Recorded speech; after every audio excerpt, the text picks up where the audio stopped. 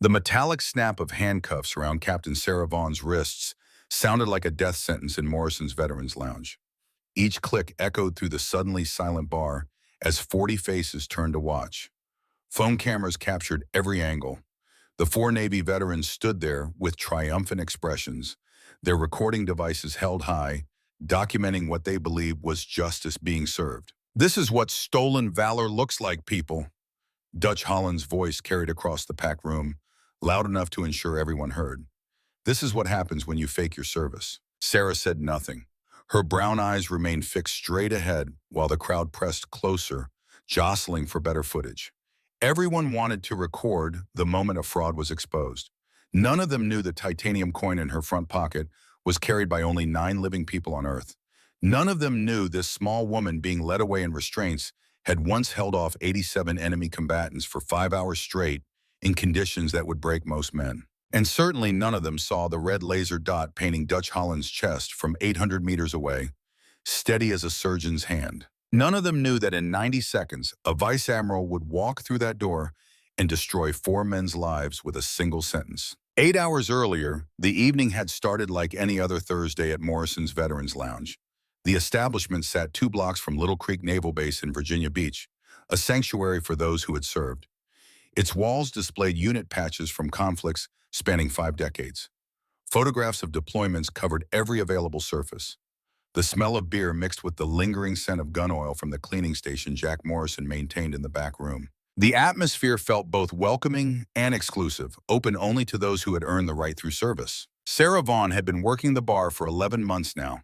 At 5'4" and 120 pounds, she moved with an economy of motion that most customers attributed to years of waitressing. They were wrong. The efficiency came from somewhere else entirely. Muscle memory carved into her nervous system through training that had nearly killed her in operations that should have.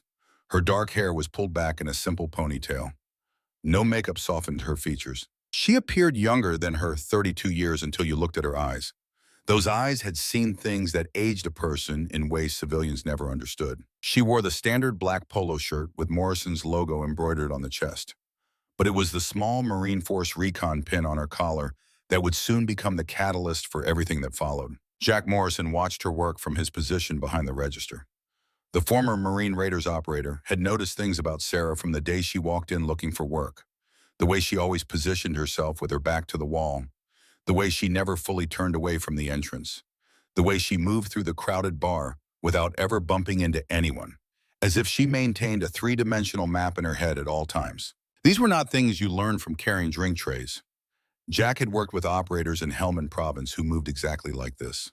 Too quiet, too aware, too controlled. He had asked her once about her service. She had simply said she was out now and needed work. Something in her tone told him not to push. Jack understood that some stories stayed classified long after you left the uniform behind. Some operators never really came home at all. Dutch Holland sat at the bar with his 3 friends, 5 beers deep into what was supposed to be a celebration. Connor Hayes had just landed a promotion at his civilian job with a defense contractor. The 4 men were loud and getting louder as the alcohol worked through their systems. Dutch was the biggest at 6'4" and 240 pounds. He had spent 4 years as a Navy machinist, maintaining engines on destroyers. He considered himself an expert on all things military despite never seeing actual combat. His voice dominated the conversation, telling stories that grew more embellished with each round. Connor Hayes sat beside him, 6'3", and still carrying the build from his 3 tours in Afghanistan as naval security. He remained competitive about everything, constantly measuring himself against others. Ethan Cross, the tech specialist of the group, hunched over his phone at the corner of the bar. His fingers moved constantly across the screen, researching, fact-checking, feeding information to the others. Tyler Kane was the quietest of the 4 when sober, but became increasingly aggressive after drinking. He had served in logistics during the tail end of Desert Storm and never quite forgave himself for not seeing more action. Dutch squinted at Sarah as she wiped down the bar in front of him. His alcohol-clouded brain registered something that made him sit up straighter. "Hold up. Is that a Force Recon pin you're wearing?" Sarah glanced down at the small insignia on her collar, then back at Dutch. Her expression remained neutral. "It is." The transformation in Dutch's face was immediate. His eyes narrowed, his jaw clenched. He straightened on his bar stool, using his size to establish dominance. You trying to tell me you were Force Recon? Sarah continued cleaning glasses with the same methodical precision she had once used to clean weapons in desert safe houses half a world away. I was. Connor's bark of laughter cut through nearby conversations. This little girl thinks she was Recon. What's next? You gonna tell us you were Delta Force too? The bar began to quiet as other patrons picked up on the confrontation brewing. Conversations died mid-sentence. The pool game in the corner stopped. Even the jukebox seemed to lower its volume, as if the building itself sensed tension in the air. David Chen, a former Delta sniper sitting alone at a corner table, set down his whiskey and turned to watch. He had seen enough false bravado in his career to recognize when something didn't fit the usual pattern. Ethan Cross was already on his phone, fingers flying across the screen. Let me check the database. His voice carried the confidence of someone who believed technology never lied. There's no Sarah Vaughn in any Force Recon records. Not 1st Recon, not 2nd Battalion, nowhere. Sarah set down the glass she was cleaning. Her movements remained deliberate and controlled. When she spoke, her voice carried no emotion, just stated facts delivered in a tone that suggested she had expected this exact response. The records you're looking at are incomplete. Dutch stood, using his considerable height to loom over the bar. Incomplete? He made the words sound like an accusation. How exactly are they incomplete? They just forgot to list the only woman Force Recon operator in history. Tyler Kane leaned forward, his face flushed from beer and rising anger. I think we've got ourselves a case of stolen valor right here. You know that's a federal crime, right? Impersonating military personnel.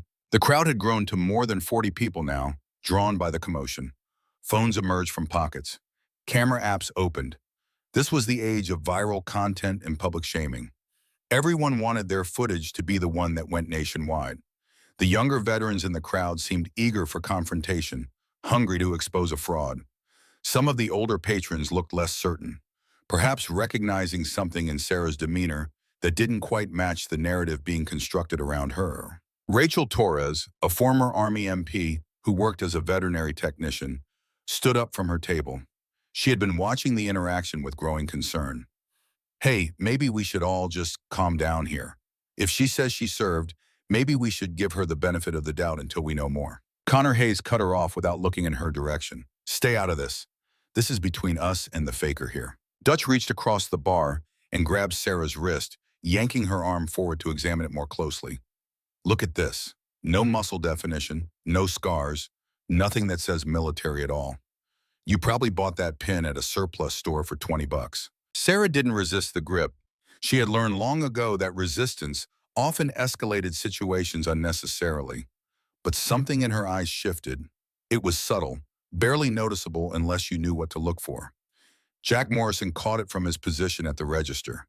He had seen that exact look in Fallujah, in the eyes of Marines who had been pushed to their absolute limit and were calculating whether violence had become necessary. Sarah simply relaxed her arm, letting Dutch examine it as if she were a piece of evidence at trial rather than a human being. Tyler Kane wasn't satisfied with just looking. He grabbed Sarah's sleeve and yanked it up roughly, revealing her forearm. There, among otherwise smooth skin, was a puckered scar approximately 3 inches long. The tissue had healed poorly, the kind of wound that had been treated in field conditions rather than a proper hospital. What's this from? Tyler's voice dripped with sarcasm. Kitchen accident? For the first time since the confrontation began, something flickered across Sarah's face. Not anger, not fear. Something deeper. A memory, perhaps, dragged up from a place she usually kept locked away. Her voice dropped to barely above a whisper. 7.62 by 51. M240 machine gun. Grazing wound. David Chen straightened in his chair at the corner table. The former Delta operator knew weapons intimately. 7.62 millimeters by 51 millimeters. That was the NATO round fired by the M240 general purpose machine gun. It was not casual knowledge. It was not something you picked up from movies or video games. He leaned forward to look at the scar more carefully, recognizing the distinctive pattern of a high-velocity bullet graze. The way the tissue had torn and healed spoke to the round's tumbling effect after impacting at an angle. But before David could say anything, Dutch had already moved on to his next accusation. You know what I think? He announced loudly enough for the entire bar to hear. I think we need to call this in. This is a federal crime, Impersonating military personnel. Stolen valor. People go to prison for this.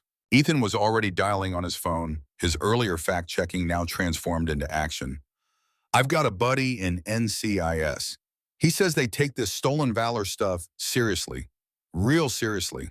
Connor Hayes moved around the end of the bar, positioning himself between Sarah and the exit. His body language made his intention clear. You're not going anywhere until we get this sorted out, sweetheart. The crowd had swollen to at least 50 people now.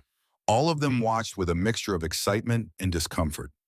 Several had their phones recording what they assumed would be the exposure of a fraud, content that would rack up views and shares across social media platforms. The younger veterans seemed particularly eager for the confrontation. Some of the older ones shifted uncomfortably, perhaps recognizing something in Sarah's stillness that their younger counterparts missed. What's your story then? Dutch demanded, his voice taking on the tone of an interrogator. How does someone like you become Force Recon? Did you do basic reconnaissance course? Did you do the mountain warfare training? The diving qualifications? Or did you just watch some movies and decide you wanted to play dress up? Sarah's response was measured, each word carefully chosen and delivered with zero inflection. I completed Marine Infantry training in June 2016. Graduated Scout Sniper School, December 2016. Completed Force Reconnaissance Indoctrination Program, November 2017. Ethan Cross looked up from his phone, triumph evident on his face. There were no women who graduated Force Recon in November 2017. The Marine Corps didn't even open ground combat roles to women until 2016, and no female had made it through the recon pipeline by 2017. He turned his phone screen toward the crowd as if presenting evidence to a jury. See, she's making up specific dates to sound convincing, but the facts don't match. Sarah simply replied, the classes you can find. This seemed to enrage Dutch even more. So now you're claiming to be part of some secret recon class? What's next? You gonna tell us you were on classified missions in countries we've never heard of? Tyler grabbed a bar napkin and threw it at Sarah. The wadded paper bounced off her shoulder and landed on the bar in front of her. Here, show us how a recon Marine folds a napkin. I hear they teach you that in all those secret schools. Without looking at the napkin, Sarah picked it up. In 3 quick movements, she had it folded into a perfect triangle, edges aligned with military precision. Each crease was exactly where it should be, the angles geometrically correct. It was a small thing, almost meaningless in isolation. But Jack Morrison noticed.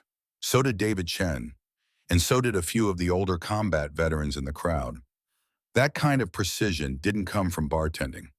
It came from years of repetitive training, from muscle memory so deeply ingrained that your hands perform the action without conscious thought. Lucky guess.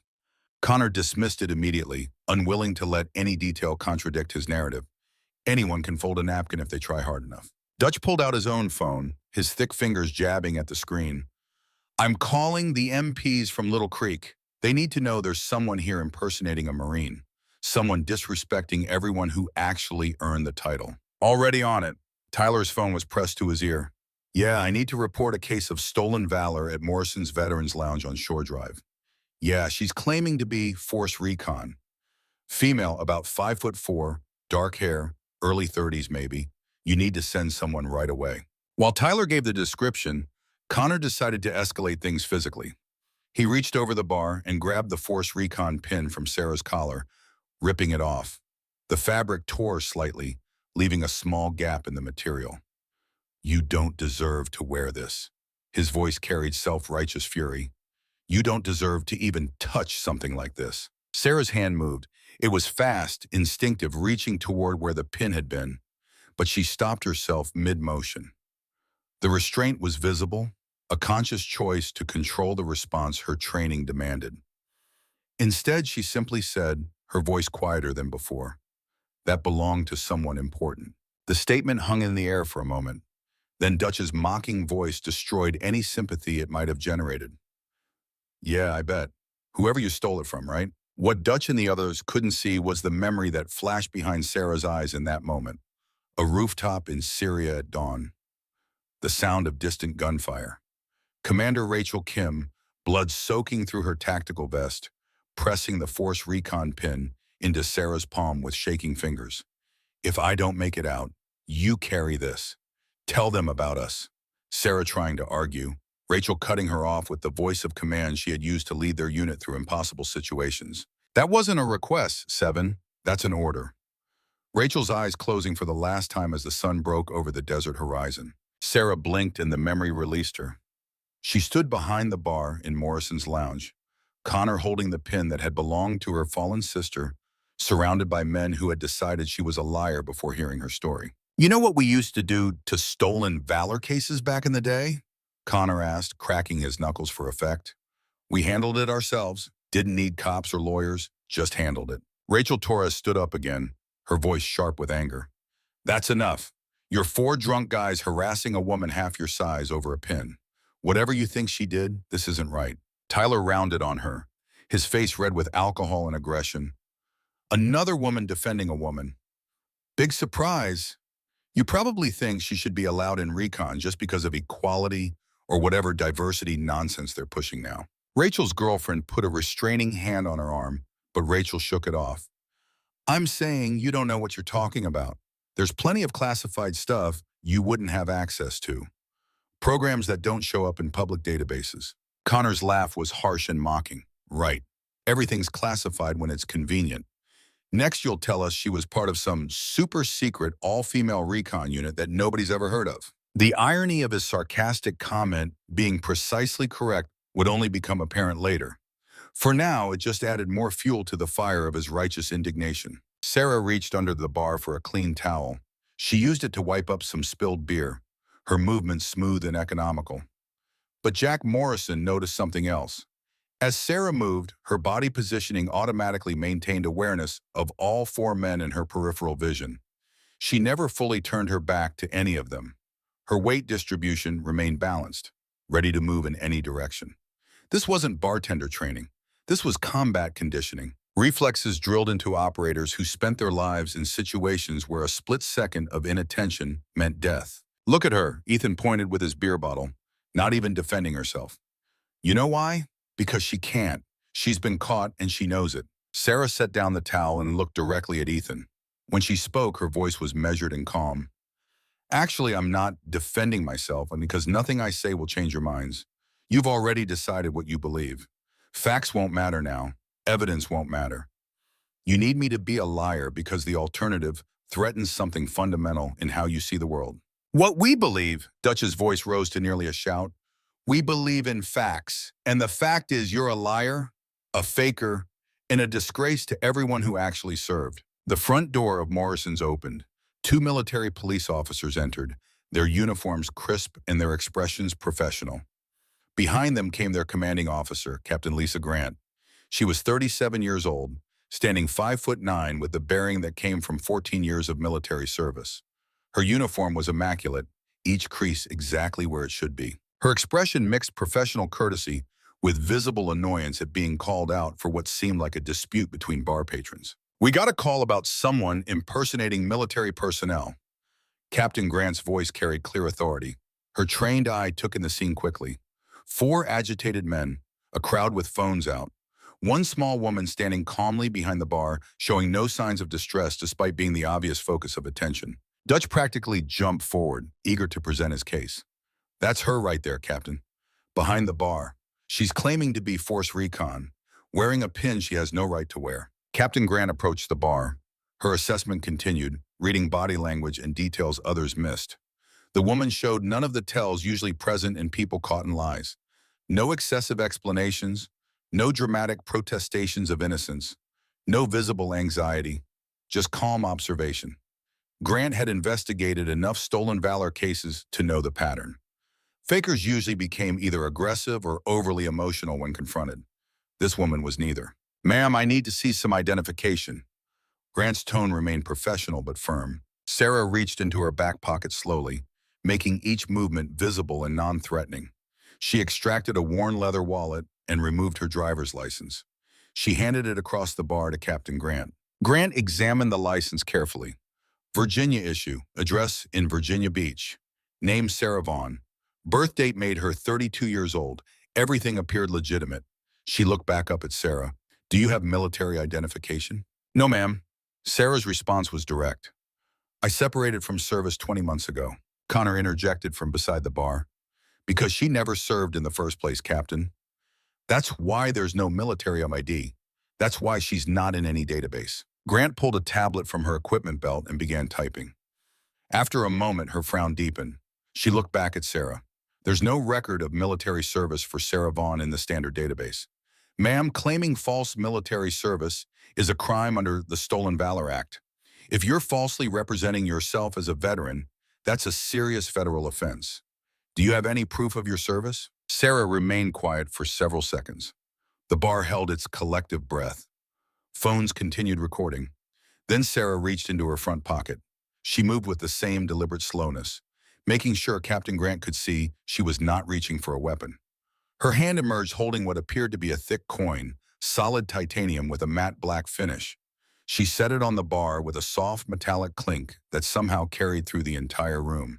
Dutch snatched it up before Captain Grant could examine it, holding it up to the light. What's this supposed to be? Some kind of challenge coin? You can buy these online for $20. He squinted at the engravings, trying to make them out in the bar's dim lighting. Shadow 7? What kind of made-up unit is that? Sounds like something from a video game. Jack Morrison had been watching silently from behind the register. When he saw the coin in Dutch's hand, his face went completely pale. The color drained away as if someone had opened a valve. His hands gripped the edge of the counter to steady himself. He had seen a coin exactly like that once before. Helmand Province, 2011. An operator had appeared out of nowhere during a Taliban ambush that should have killed Jack's entire platoon. The operator had moved like smoke, eliminating threats with surgical precision, then disappeared before anyone could get a clear look at his face. But Jack had seen the coin when the operator checked his gear. Solid titanium, black as night, with engravings too precise to be commercial manufacture. Later, when Jack had asked his commanding officer about the mysterious savior, he had been told in very clear terms to forget he ever saw anything. Some operators didn't officially exist.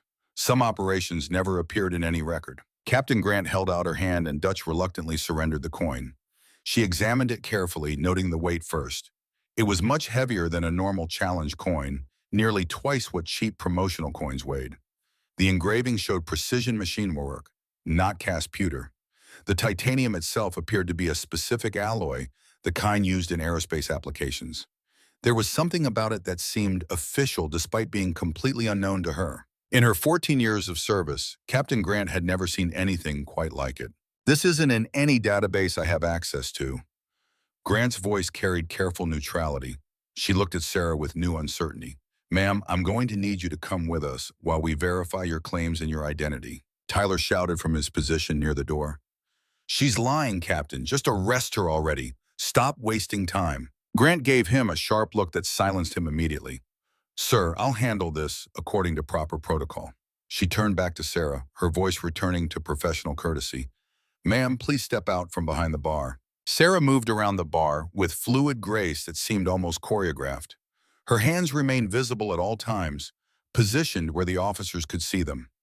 No sudden movements, no threatening gestures. But David Chen noticed other things. Her footwork maintained perfect balance, weight distributed on the balls of her feet. Her scan of the room was automatic and thorough, a 360-degree threat assessment completed in 2 seconds. Her positioning never allowed more than 2 people in her blind spot simultaneously. These were not things you could fake. These were ingrained responses from years of training, reflexes carved so deep they became involuntary. Connor couldn't resist getting in one more verbal jab. Should make her do push-ups, Captain. I bet she can't even do 10. Sarah's response came without hesitation or emotion. I'll do them if it helps verify anything, ma'am. The willingness to comply caught Captain Grant's attention. It didn't fit. People caught in lies usually became defensive or tried to redirect. They certainly didn't volunteer to perform physical tests. Grant studied Sarah's face for several seconds, looking for tells. She found none. That won't be necessary. Grant produced handcuffs from her belt.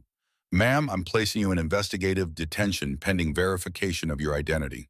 This isn't an arrest. You're not being charged with anything at this time. But I need to follow protocol while we sort this out. Sarah simply held out her wrists, placing them together in front of her body. The movement was practiced, automatic. She had been restrained before, though under circumstances none of the people watching could have imagined. The handcuffs closed around her wrists with metallic clicks that sounded like judgment being passed. Grant noticed that too. No panic in Sarah's breathing, no shift in her posture, no visible stress response at all. Most people, even innocent people, showed anxiety when restrained. This woman showed nothing. It suggested either psychopathy or extensive experience with being detained. Given everything else Grant was observing, she suspected the latter. See? Dutch addressed the crowd with satisfaction thick in his voice. This is what happens when you lie about serving. This is what happens when you disrespect those of us who actually wore the uniform and earned our places. The crowd buzzed with energy now. Phones captured every angle as Captain Grant began leading Sarah toward the exit. Comments flew from the onlookers like accusations. Can't believe someone would fake being recon. She seems so quiet and normal, though. My cousin died in Afghanistan. This is disgusting. Get her out of here. But David Chen, still watching from his corner table, noticed something others missed. As Sarah was being led away, she automatically checked her six. A quick glance over her shoulder to assess potential threats from behind. When someone in the crowd moved suddenly to get a better photo angle, Sarah's body shifted subtly into a defensive posture before consciously relaxing again. Her footwork remained precise, maintaining balance despite the restraints. These weren't things you learned from watching movies or reading books. These were combat reflexes, survival instincts honed through real experience. David stood up, intending to say something, but his voice was drowned out by the noise of the crowd. Ethan Cross was already typing furiously on his phone, crafting a social media post with the speed of someone who sensed viral potential. Catching a stolen Valor case live at Morrison's Veterans Lounge. This woman claimed to be Force Recon. Getting arrested right now. He added hashtags. Stolen Valor. Fake Marine. Justice served. The post went live before Sarah reached the door. As Captain Grant and Sarah approached the exit, Sarah spoke quietly, her voice barely audible over the crowd noise. Ma'am, you might want to call JSOC directly. Ask for verification through special access programs. Use authentication code Tango 97. Grant hesitated mid-step. The specificity of the request was unusual. Authentication codes weren't things people made up on the spot. They followed specific formats. And special access programs weren't common knowledge. They were classifications above top secret, compartmented information that most military personnel never encountered. I'll look into it. Grant's voice was quieter now, less certain than before. Dutch overheard the exchange and laughed loudly enough for half the bar to hear. Authentication codes. She's really committed to the lie, isn't she? What's next? Secret handshakes? Coded knocks? The door opened. For a moment, the cool Virginia evening air rushed in, carrying with it the salt smell from the ocean 2 miles away. In that brief instant, Sarah's entire demeanor changed. Her head tilted slightly, as if listening to something beyond normal hearing range. Her body tensed in a way that made Captain Grant instinctively tighten her grip on Sarah's arm. Helicopter. Sarah's voice was matter-of-fact. MH-60 Seahawk, about 90 seconds out. Grant glanced at her watch reflexively. There were no scheduled military flights over Virginia Beach tonight. She had checked the air traffic schedule before responding to this call, standard procedure when dealing with incidents near the naval base. But then, faint beneath the crowd noise, she heard it. The distinctive throp, throp, throp of rotor blades cutting through air. Inside the bar, someone near the window shouted, "Holy shit! There's a helicopter coming in! It's landing!" The entire crowd rushed to the windows, phones pressing against the glass. Outside, the parking lot lights began to flicker as rotor wash disturbed the air. The sound grew from a whisper to a roar. An MH-60 Seahawk descended toward the empty lot across the street, its powerful rotors kicking up debris and forcing nearby cars to rock on their suspension. Captain Grant's radio crackled to life with a burst of static. "Captain Grant, this is Vice Admiral Catherine Price." The voice carried unmistakable authority. "Do not move the detainee. I am 30 seconds from your position." Grant's shock was visible on her face. Vice Admiral Catherine Price commanded all naval special warfare operations on the East Coast. She oversaw SEAL teams, special boat units, and special reconnaissance assets from Virginia to Florida. What was she doing here? How did she even know about a minor stolen valor investigation at a civilian bar? The helicopter touched down before its skids had fully settled. The side door slid open and a figure emerged while the rotors were still spinning at full power. Vice Admiral Catherine Price was 51 years old, 5'10", with silver hair cut in a professional style. She wore her dress white uniform despite the late hour. Two operators in full tactical gear flanked her, their faces obscured by night vision equipment pushed up on their helmets. Even in dress whites, Admiral Price moved with the confidence of someone who still ran 5 miles every morning and could outshoot most of her subordinates on the range. Captain Grant snapped to attention automatically. "Admiral on deck." Her two MPs mimicked the movement, standing rigidly at attention. Inside Morrison's faces were pressed to every window, phones recorded from every angle. Dutch and his friends had pushed their way to the front of the crowd, confident they were about to witness the faker receive even harsher judgment from higher authority. Ethan's social media post already had 15,000 views and climbing. The comments section filled with outrage and demands for prosecution. Admiral Price crossed the street with purposeful strides. Traffic stopped without her having to signal. Her presence commanded that kind of deference.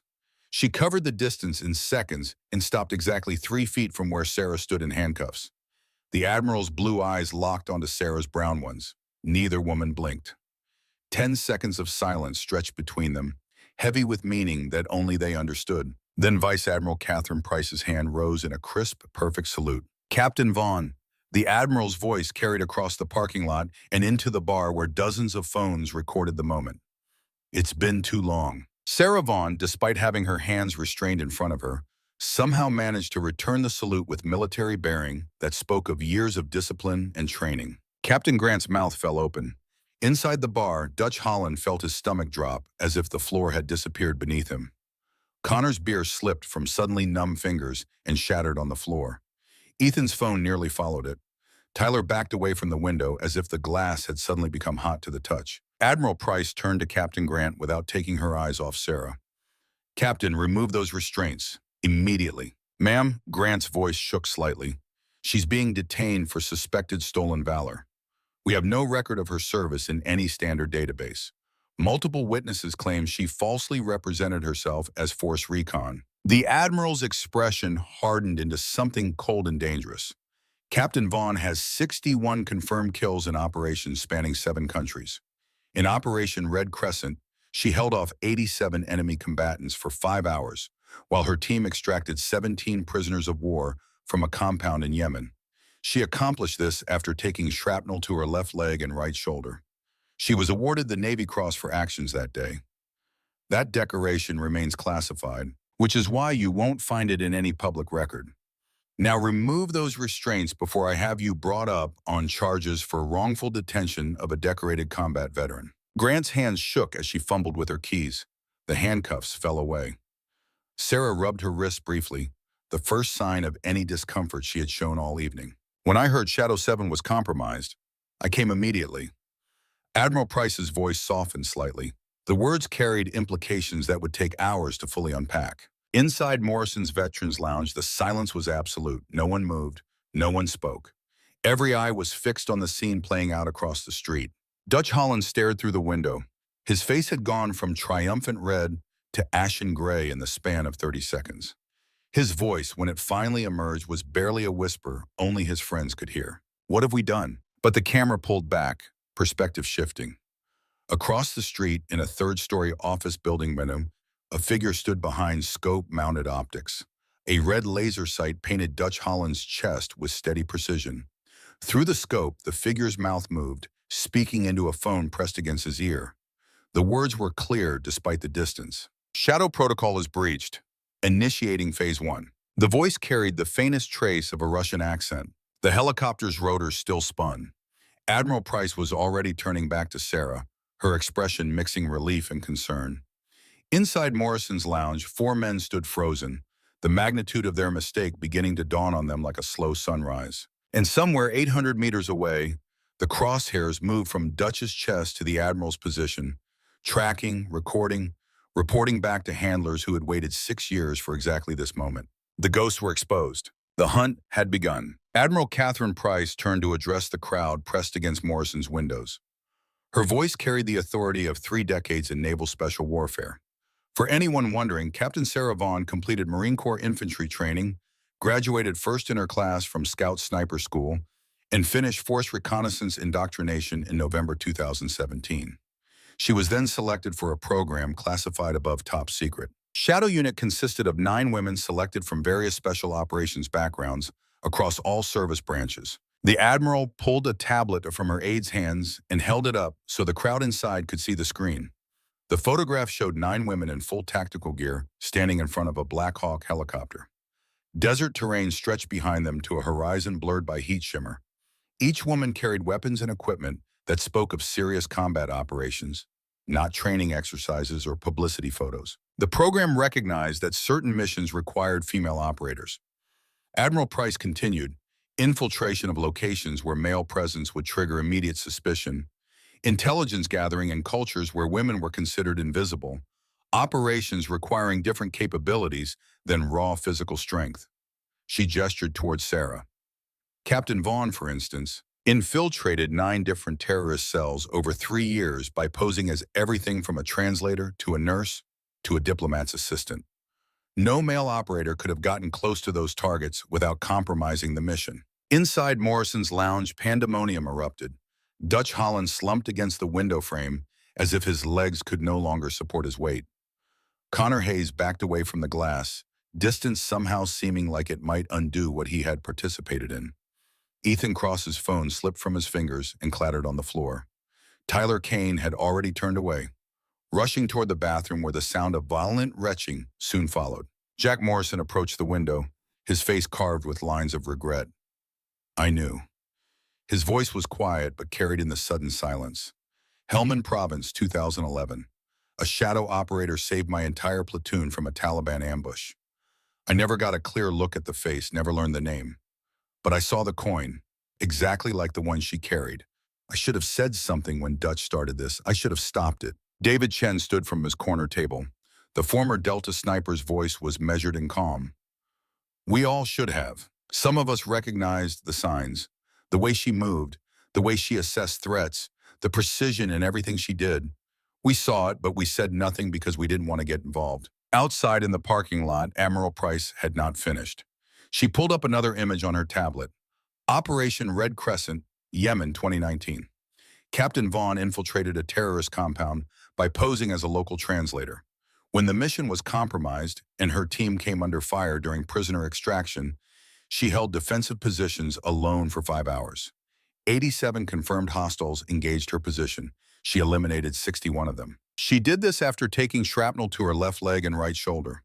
The Navy Cross she received for those actions remains classified, which is why you will never find it in any public record.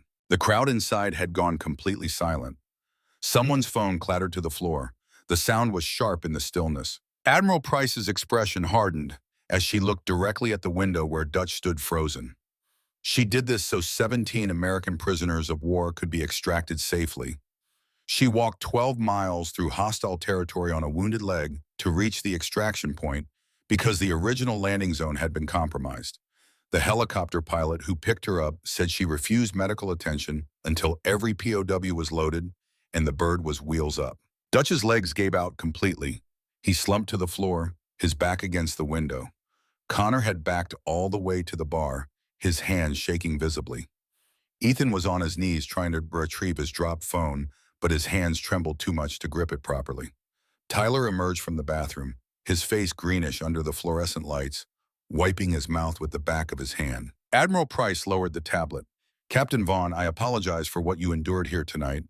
The failure of our systems to protect your identity after your service is unacceptable. Our protocols should have prevented this exposure. Sarah's response was characteristically measured.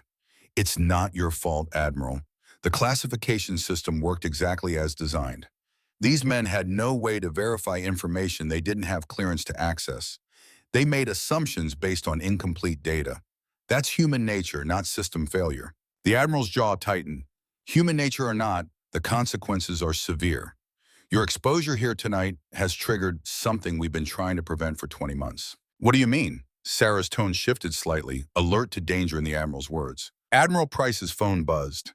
She answered it, listened for 30 seconds, while her face went from concern to grim. When did this happen?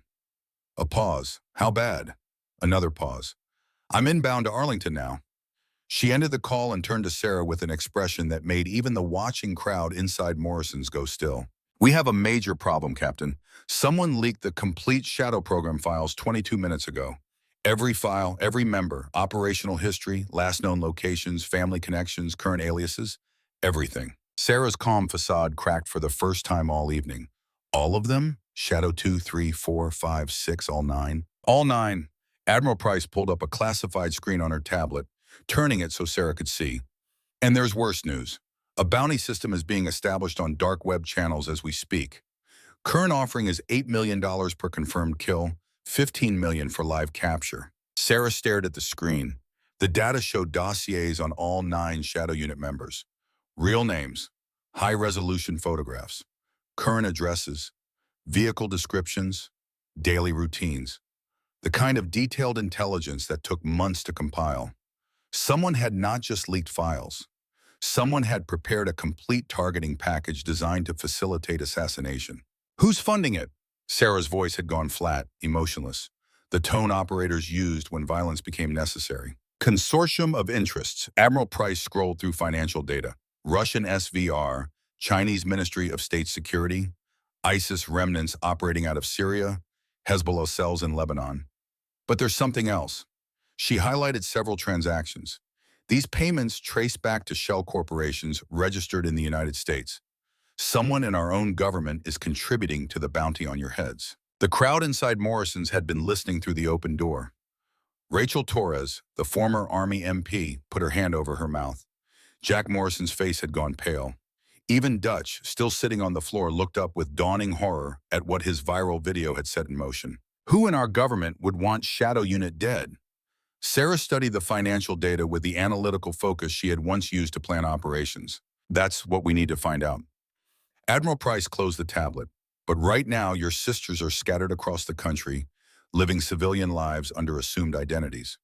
They have no idea they have been exposed. Some of them have families, children. They're vulnerable. Then we extract them. Sarah's tone allowed no argument. Immediate protocols. Get everyone to secure locations. Already in motion, Admiral Price gestured to one of her tactical aides. But there's a complication. She pulled up another screen. Shadow 3's son was taken 38 minutes ago. Kidnapping from soccer practice in Phoenix. Professional team, probably 6 to 8 operators. We have drone footage of the grab. The screen showed grainy aerial video of a boy being forced into a black SUV by 3 men in civilian clothes. The efficiency of the operation spoke to military or intelligence training. Sarah's fists clenched. Maria's boy, Diego. He's 12 years old. Exactly. Admiral Price showed another message. Maria received this 10 minutes ago. The text was brief. Trade yourself for him. Location to follow. You have 36 hours. Come alone or he dies. While Admiral Price briefed Sarah in the parking lot, 2,100 miles west in Phoenix, Captain Maria Ruiz was finishing her shift as a paramedic. At 30 years old, she had been living under an assumed identity for 20 months, working emergency medical services and raising her son as a single mother. The encrypted text from Shadow 2 had come through while she was restocking her ambulance after a cardiac arrest call. Compromised. Protocol Black. Extract yourself now. Maria's training kicked in immediately. She scanned the hospital parking lot with new awareness.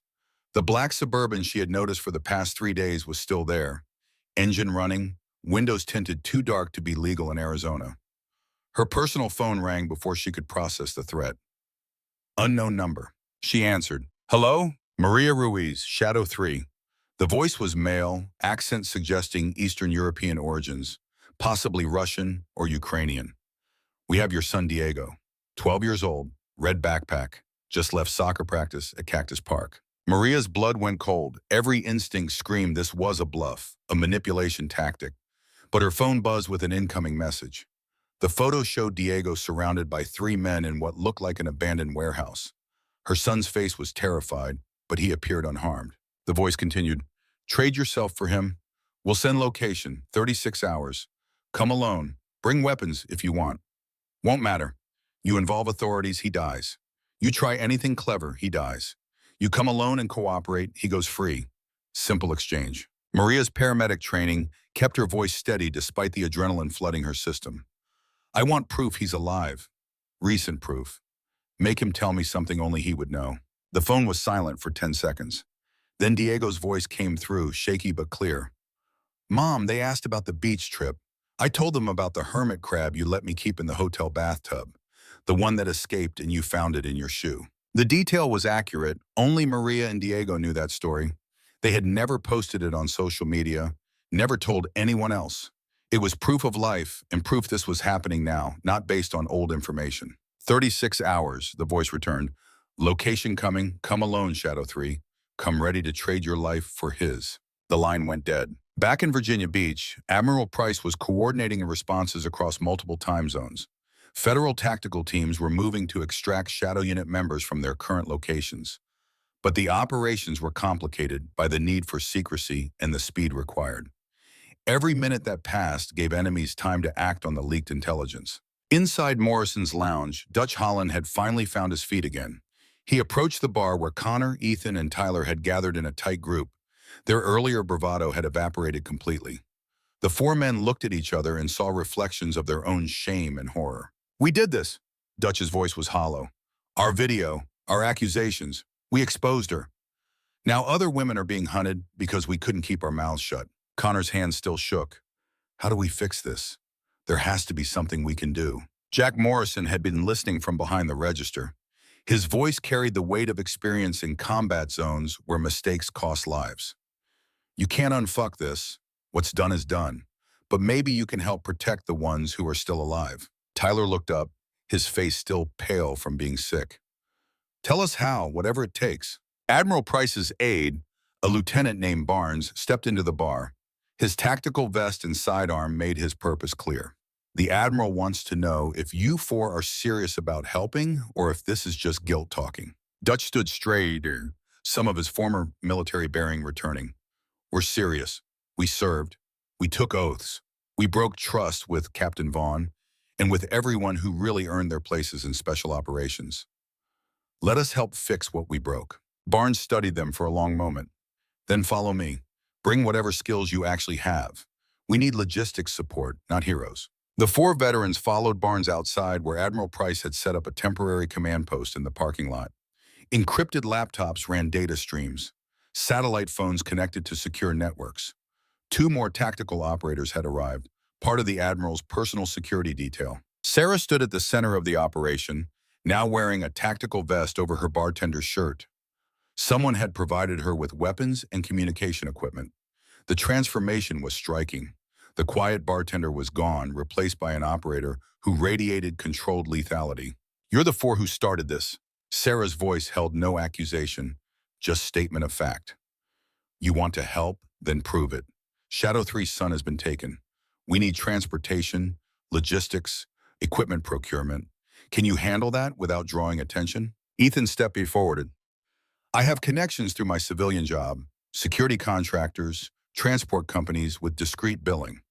I can arrange vehicles and equipment that won't flag in any government system. Connor added, I still have security clearance from my work at the naval base. I can access certain buildings and requisition gear without raising questions. Tyler spoke quietly. Former supply chain management. I can move equipment from point to point without creating paper trails that lead back to official military assets. Dutch looked directly at Sarah. We served. We took an oath to defend the Constitution against enemies, foreign and domestic. We failed you tonight, but that oath doesn't expire.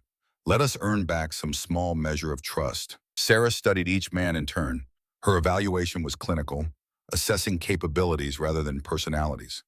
Finally, she nodded. Logistics hub is being established at a warehouse in the industrial district. Be there in 30 minutes. Come ready to work, not talk. Jack Morrison stepped out of the bar. I have a network too. Every veteran bar owner from here to California owes me favors. Safe houses, off-grid locations, transportation assets that exist outside normal channels. Whatever you need. Sarah's expression softened slightly. Jack, you've already done enough by giving me work when I needed to disappear. You don't owe us anything more. Jack's voice was firm.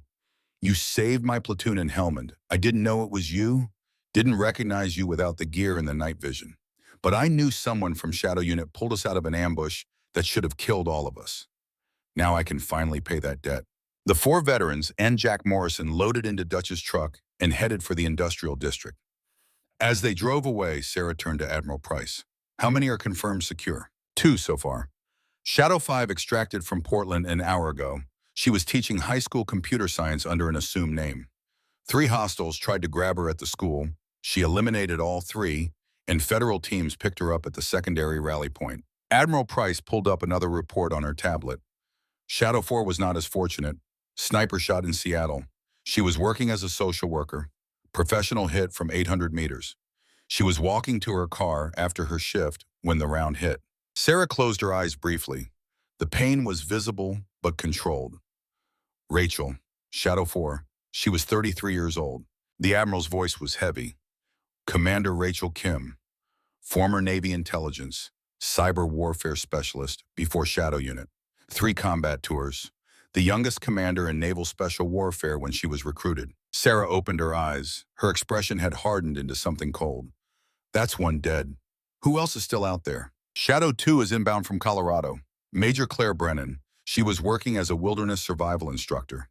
Extracted without incident. Should be here within 4 hours. Shadow 6, Lieutenant Jenna Walsh, is unaccounted for. That leaves Shadow 8 and 9 still in the wind. Sarah did the math quickly. Nina is secure. Rachel is dead. Maria is compromised through her son. That leaves Diana, Jenna, and Jessica. Admiral Price's phone rang again. She answered, listened, then her face showed grim resignation. Shadow 6 just went down. Car bomb in Detroit. She was working as a social worker there. Device detonated when she started her car this morning. Sarah's jaw tightened. Jenna, 29 years old, former CIA field operative. 3 combat tours before Shadow Unit. Admiral Price's voice carried the weight of too many losses. Now we're down to 8. The room that would have held their grief had no space for it now. There was work to do. Sarah turned back to the tablet showing enemy positions and threat assessments. Admiral Price pulled up intelligence reports. We've traced the initial leak to dark web servers in Eastern Europe, but the files themselves came from inside Pentagon systems. Someone with authorized access copied the Shadow program archive and prepared it for release. This wasn't a hack. This was an inside job. In the industrial district, Dutch pulled his truck up to a nondescript warehouse. The building looked abandoned from the outside, but light showed through cracks in the covered windows. Inside, the space had been transformed into a tactical operations center in the past 90 minutes. Maps covered folding tables. Computers ran encryption software. Communication equipment linked to military satellites. 4 Shadow Unit members were already present. Major Claire Brennan, Shadow 2, stood at the center table studying satellite imagery. At 35, she carried herself with the confidence of someone who had spent a decade in Air Force pararescue before being recruited for Shadow Unit. Her specialty was tactical medicine and close quarters combat. Lieutenant Commander Nina Park, Shadow 5, worked at a laptop station. At 29, she was the technical specialist, a former Navy intelligence officer with capabilities in cyber warfare and signals intelligence that made her invaluable for modern operations. Captain Diana Foster, Shadow 8, had her right arm in a sling but was using her left hand to check the magazine in her sidearm. At 31, she had been Marine Special Operations Command before Shadow Unit, specializing in close quarters battle and urban warfare. The 4th woman was someone the veterans didn't recognize but who radiated command presence that rivaled Admiral Price. She appeared to be in her mid-40s with short hair showing gray at the temples and ice blue eyes that missed nothing. Dutch, Connor, Ethan, and Tyler entered cautiously. Jack Morrison followed them, his experience in special operations making him more comfortable in this environment than the others. Major Brennan looked up from her maps. You're the 4 who exposed Sarah. It wasn't a question. Dutch met her gaze and nodded. We are. We made a mistake based on ignorance and assumptions. We're here to help fix what we can. Claire studied them for a long moment. Then she pointed to a table covered with equipment manifests and transportation schedules. We need civilian vehicles positioned at 3 extraction points. We need tactical gear that can't be traced to military supply chains. We need communication equipment that operates outside normal frequency ranges. Can you deliver? Ethan moved to the table and started scanning the lists. This I can do. Most of this equipment is available through commercial security contractors. I can have it here in 6 hours. Connor joined him. The vehicles are harder, but not impossible. Rental agencies won't ask questions if the paperwork is clean and the credit card's clear. Tyler was already on his phone, texting contacts from his supply chain network. I can arrange transport to Phoenix for the rescue operation. Civilian cargo plane, no flight plan filed through official channels. Dutch looked at Major Brennan. What else? Claire pulled up a satellite image of a location in Colorado. This is where Maria's son is being held. Abandoned industrial complex outside Boulder. We've identified at least 12 hostiles through thermal imaging. Professional operators, probably Spetsnaz training based on their rotation patterns and defensive positioning. The woman with gray temples spoke for the first time. Her voice carried authority that made everyone in the room pay attention. Alexander Volkov's team, former GRU, now freelance. He's been hunting Shadow Unit members for 6 years. Sarah entered the warehouse at that moment, Admiral Price beside her. When Sarah saw the gray-haired woman, she stopped dead.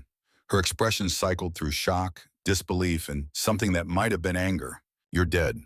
Sarah's voice was flat. We saw the building collapse in Syria.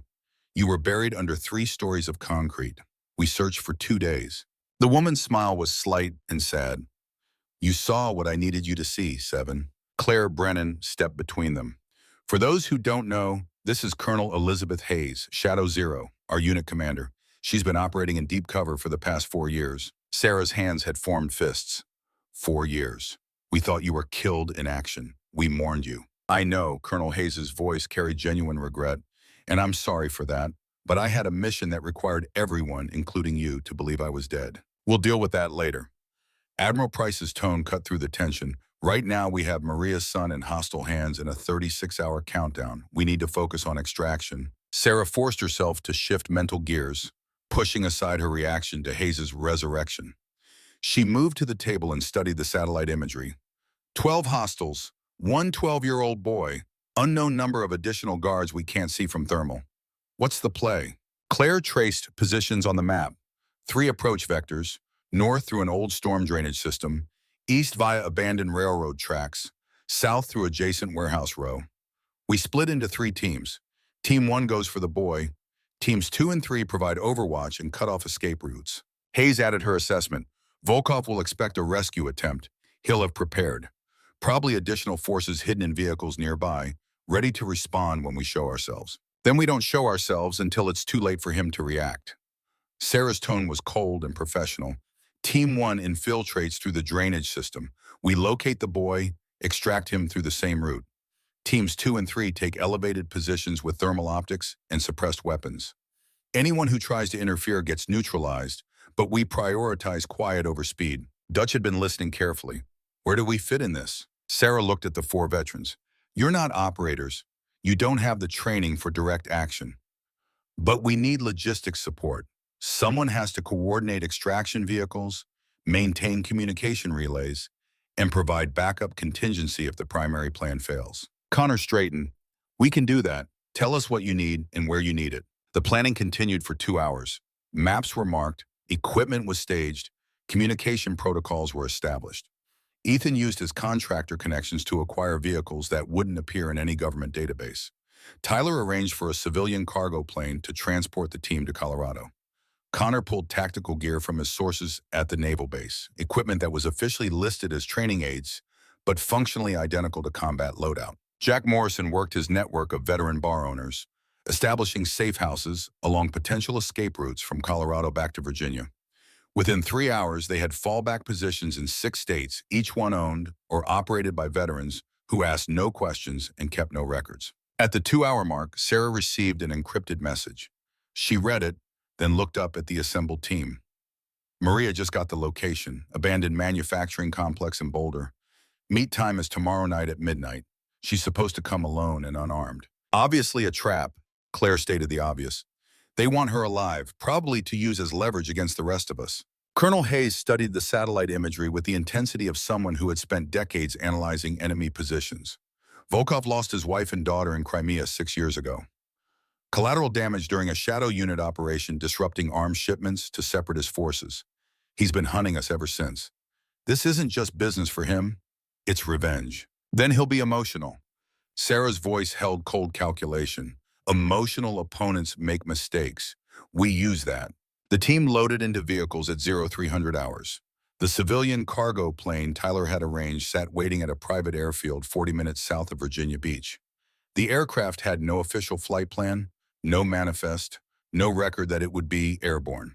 The pilot was a former Air Force transport specialist who had flown missions in Afghanistan and Iraq. He asked no questions when the team boarded with full tactical gear. Dutch, Connor, Ethan, and Tyler rode in a separate vehicle, following behind with communication equipment and backup supplies. As they drove through the pre-dawn darkness, Dutch finally voiced what all four were thinking. We were Navy. We served. But this is something else entirely. These women operate on a completely different level. Connor watched the cargo plane through the windshield. They're not just soldiers, they're ghosts. They do the missions that can't officially exist. They eliminate threats that the regular military can't touch. And we almost got them all killed because we couldn't handle the idea of a woman wearing a recon pin. Ethan's phone showed the view count on his viral social media post, 640,000 views and climbing. The comments had shifted dramatically in tone over the past few hours. Early comments demanded prosecution. Recent comments expressed shock and anger that veterans had attacked a genuine hero. Some people had already identified Dutch, Connor, and Tyler from the background of videos shot inside Morrison's. Their personal information was being shared. Their employers were being contacted. Death threats were appearing. My life is over. Ethan's voice was quiet.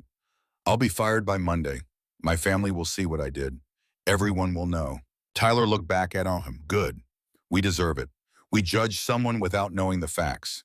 We participated in a mob attack on a woman who sacrificed years of her life to protect people like us. If our careers and reputations are destroyed, that's getting off easy. Jack Morrison, driving the support vehicle, spoke for the first time in an hour. What you deserve and what you're going to get are two different things.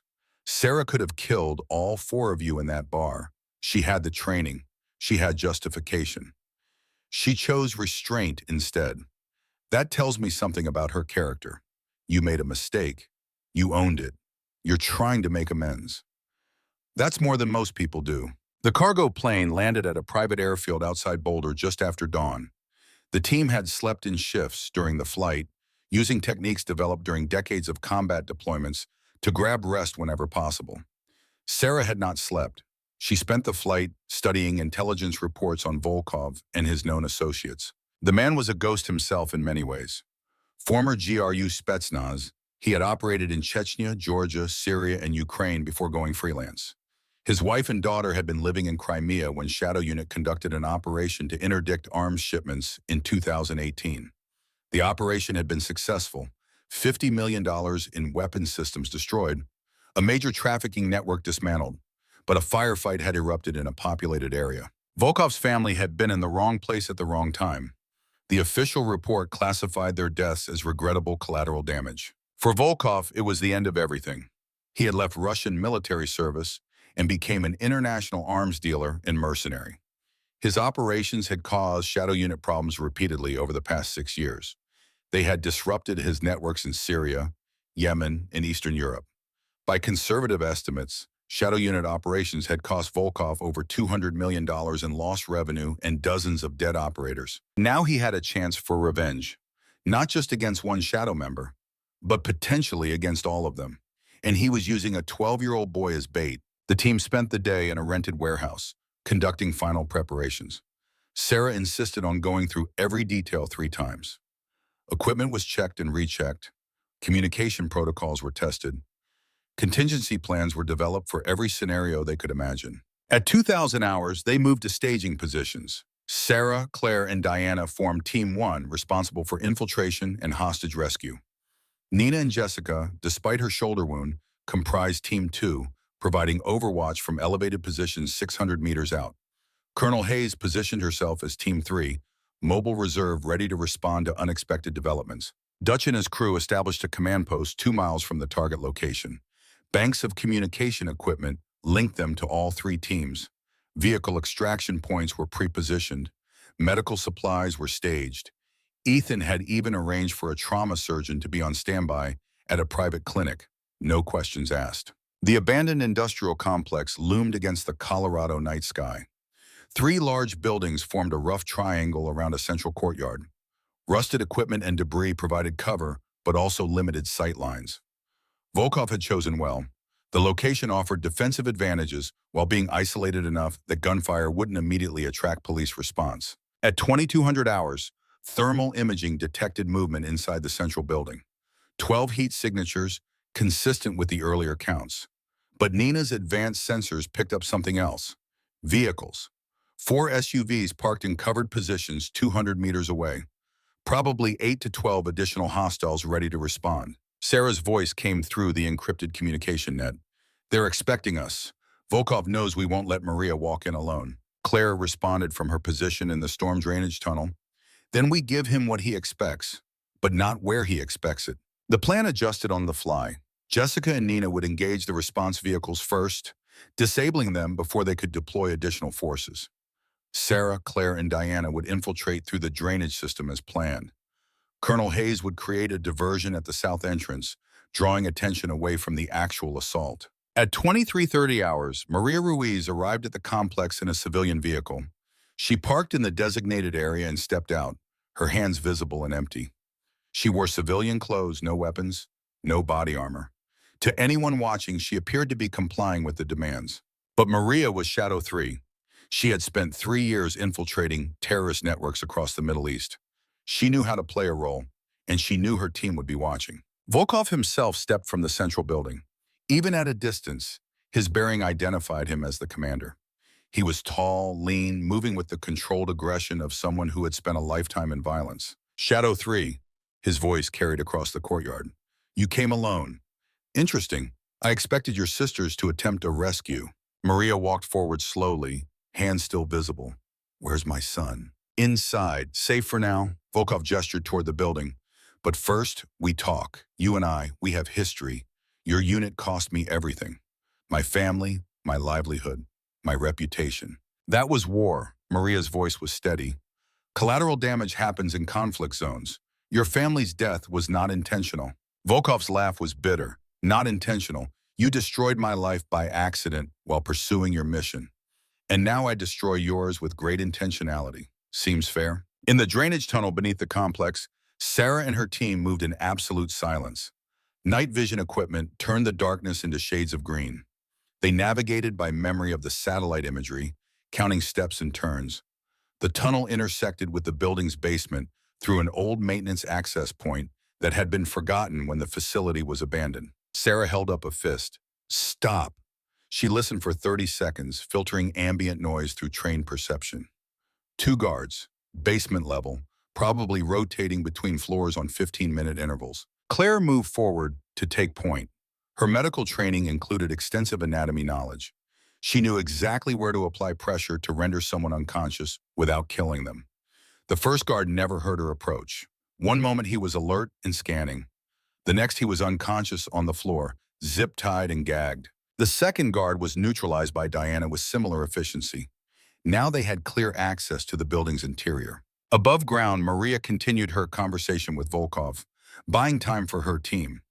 "You want revenge. I understand that, but my son has nothing to do with what happened in Crimea. Neither did my daughter." Volkov's voice hardened. "She was 7 years old. She died afraid and alone, while you and your sisters escaped without consequences." "There are always consequences." Maria kept her tone even, despite the anger building inside her. "We live with what we've done. Every mission, every decision, every life affected by our actions. That's the weight operators carry." "Noble words." Volkov stepped closer. "But words are cheap. Let's see if you're willing to back them with action. You want your son? Trade is simple. You for him." Inside the command post, Dutch listened to the conversation through the communication net. His earlier confidence had been replaced by sick dread. That boy is terrified. His mother is about to be captured. And we're just sitting here. Jack Morrison's voice was calm. "We're doing exactly what Sarah needs us to do, maintaining communication, coordinating extraction, ready to respond if something goes wrong. This is how operations work." Not everyone is on the trigger line. In the building's second floor, Sarah's team located Diego Ruiz. The boy was zip-tied to a chair, blindfolded, but appeared unharmed. 3 guards stood watch. The room layout was problematic. No direct line of sight from the door. Limited cover. Taking down 3 guards simultaneously without alerting the rest of the building required perfect coordination. Sarah signaled Claire and Diana. They moved into position with the fluid synchronization of hundreds of hours training together. Sarah would take the guard closest to Diego. Claire would neutralize the one by the window.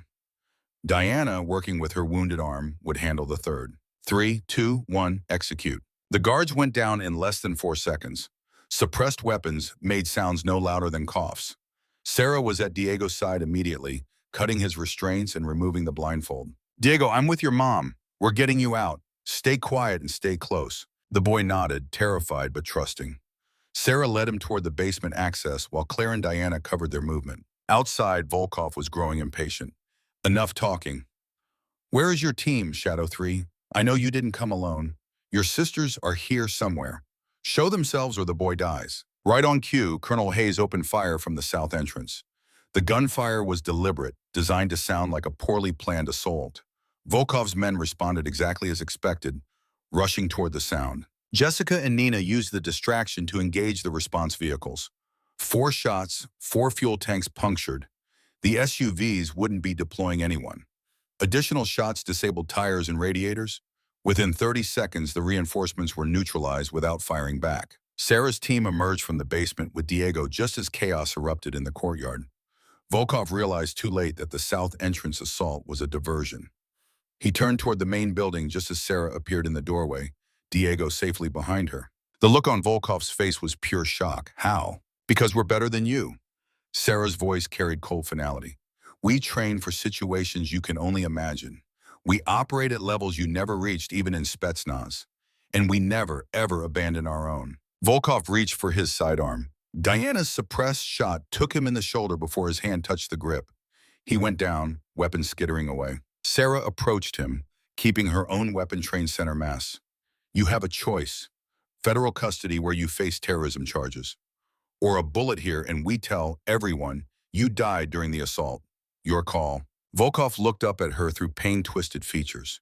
Why? Why not just kill me? I would have killed you. I've spent 6 years trying to destroy your unit. Sarah's response was quiet. Because killing you won't bring your family back. Because despite what you think, we're not murderers. We're soldiers. There's a difference. The tactical teams spent 20 minutes securing the site. All 12 of Volkov's men were zip-tied and left for federal agents who were already en route. Diego was reunited with Maria in a moment that made even the hardened operators look away to give them privacy. Dutch and his crew arrived with the extraction vehicles exactly on schedule. The professionalism of their logistics support had been flawless throughout the operation. Connor approached Sarah as the team was loading equipment. Why did you let Volkov live? After everything he's done? Sarah looked at the 4 veterans. Because we're supposed to be better than our enemies.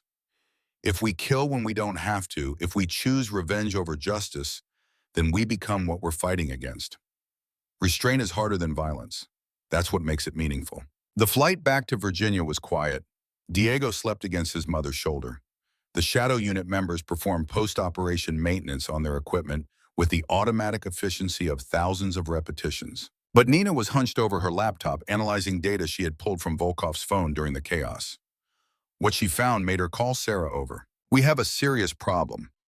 Nina turned the screen so Sarah could see. The bounty system. I traced the funding. Russian SVR, Chinese MSS, ISIS remnants, that's all confirmed. But look at these. The screen showed wire transfers from American accounts. Shell corporations registered in Delaware, but the ultimate beneficial owners traced back to legitimate businesses. Defense contractors, technology companies, and buried deep in the network, one name appeared repeatedly. Senator Graham Mitchell. Sarah read the name aloud. Senate Armed Services Committee. He has oversight of classified programs. He would have had access to Shadow Unit files. It gets worse. Nina pulled up more data. These transfers go both ways. Money to Mitchell. Money from Mitchell. It's not just payments. It's a network. He's laundering funds, facilitating operations. But the pattern doesn't make sense. Some of these transfers are protecting Shadow Unit operations, funding security for your families. Others are contributing to the bounty pool. Colonel Hayes looked over Sarah's shoulder at the screen. Mitchell is being controlled. Someone has leverage on him. They're forcing him to participate in the network while also trying to protect you. Classic double agent scenario. Who has that kind of leverage? Claire joined the analysis. What could force a decorated Marine veteran and sitting senator to betray his country? The answer came from an unexpected source. Ethan Cross, sitting in the back of the plane with the other veterans, had been conducting his own research on his phone. I think I found something. He showed his screen to the group. Dr. Marcus Webb, DARPA analyst, Pentagon civilian employee. His name appears in the metadata of the leaked Shadow Unit files. He was on the distribution list when the files were officially archived. Sarah studied the information. Webb had access. He could have made copies before the files were supposed to be destroyed. But what's his motivation? Ethan scrolled through more data. Webb specializes in psychological operations and information warfare. He's written papers on using social media to manipulate public opinion. And get this, he just booked a flight to Zurich tomorrow morning. One-way ticket. That's a run pattern. Diana stated the obvious. He leaked the files, set up the bounty system, and now he's fleeing before consequences catch up. Then we catch him before he boards that flight. Sarah's tone left no room for argument. Where is he now? Pentagon. Ethan pulled up real-time location data from Webb's phone. Working late. His office is in the B ring, level 3. Can we get to him? Sarah looked at Connor. You said you have access to the naval base. What about the Pentagon? Connor shook his head. Different security entirely. I can't just walk into the Pentagon at night, especially not in areas that require special clearance. But I can. Admiral Price had been listening from the front of the plane. As a flag officer, I have access to most areas. But I can't authorize an arrest on American soil without evidence and warrants. We have evidence? Nina held up her laptop. These financial records show Webb altered the leaked files to include information that wasn't in the original archive. He didn't just leak Shadow Unit. He weaponized the leak to make assassination easier. That's conspiracy to commit murder at minimum. The plane landed at the Virginia airfield at 01:45 hours. Admiral Price immediately made calls to her contacts in military law enforcement. But the bureaucratic process would take hours, maybe days. Warrants had to be issued. Jurisdictions had to be coordinated. By the time official channels produced results, Webb would be in Switzerland, protected by banking secrecy laws and non-extradition treaties. Sarah made a decision. We go tonight unofficial. We get Webb to confess on record, then turn him over to authorities with evidence that can't be ignored. That's not legal. Admiral Price's objection was immediate. You have no authority to detain a civilian on American soil. Anything you get from him would be inadmissible in court. Colonel Hayes stepped forward. But we're not interested in court admissibility. We want the truth. We want to know who else is involved in this network. We want to stop the leak before more Shadow members die. Legal process can sort itself out after we have answers. Admiral Price looked at her operators, at Sarah and the team who had just conducted a flawless hostage rescue, at Colonel Hayes, who had spent 4 years operating outside all official channels. Finally, she nodded. I'm leaving now. I'll be at Arlington headquarters. I know nothing about what happens in the next 6 hours. Dutch and his crew had been listening to the planning. We can help. Connor knows Pentagon security rotations. Ethan can loop camera feeds. Tyler can stage extraction vehicles. Jack has contacts who can provide backup if things go loud. Sarah studied the 4 veterans. You've already done more than enough. You don't need to risk yourselves further. Dutch's response was simple. We were Navy. We took an oath. That oath doesn't have an expiration date. You need logistics support? You've got it. The team moved to the Pentagon at 0200 hours. Connor provided intelligence on security rotations. The 0145 to 0200 shift change created an 8-minute gap in camera coverage at the south entrance. Ethan had already accessed the security network and created a loop in the relevant feeds. Sarah, Claire, and Diana entered through the south entrance. Dressed in civilian contractor clothing, with identification badges Connor had acquired through his defense contractor connections. They moved with the confident purpose of people who belonged, carrying laptops and equipment bags that concealed tactical gear. Dr. Marcus Webb's office was exactly where Ethan's tracking had placed him. Through the small window in the door, they could see him feeding documents into a shredder. The machine's noise covered the sound of the door opening. Webb turned when he sensed movement. His face cycled through surprise, recognition, and calculation in rapid succession. He reached for a desk drawer, but Sarah crossed the room in 3 steps.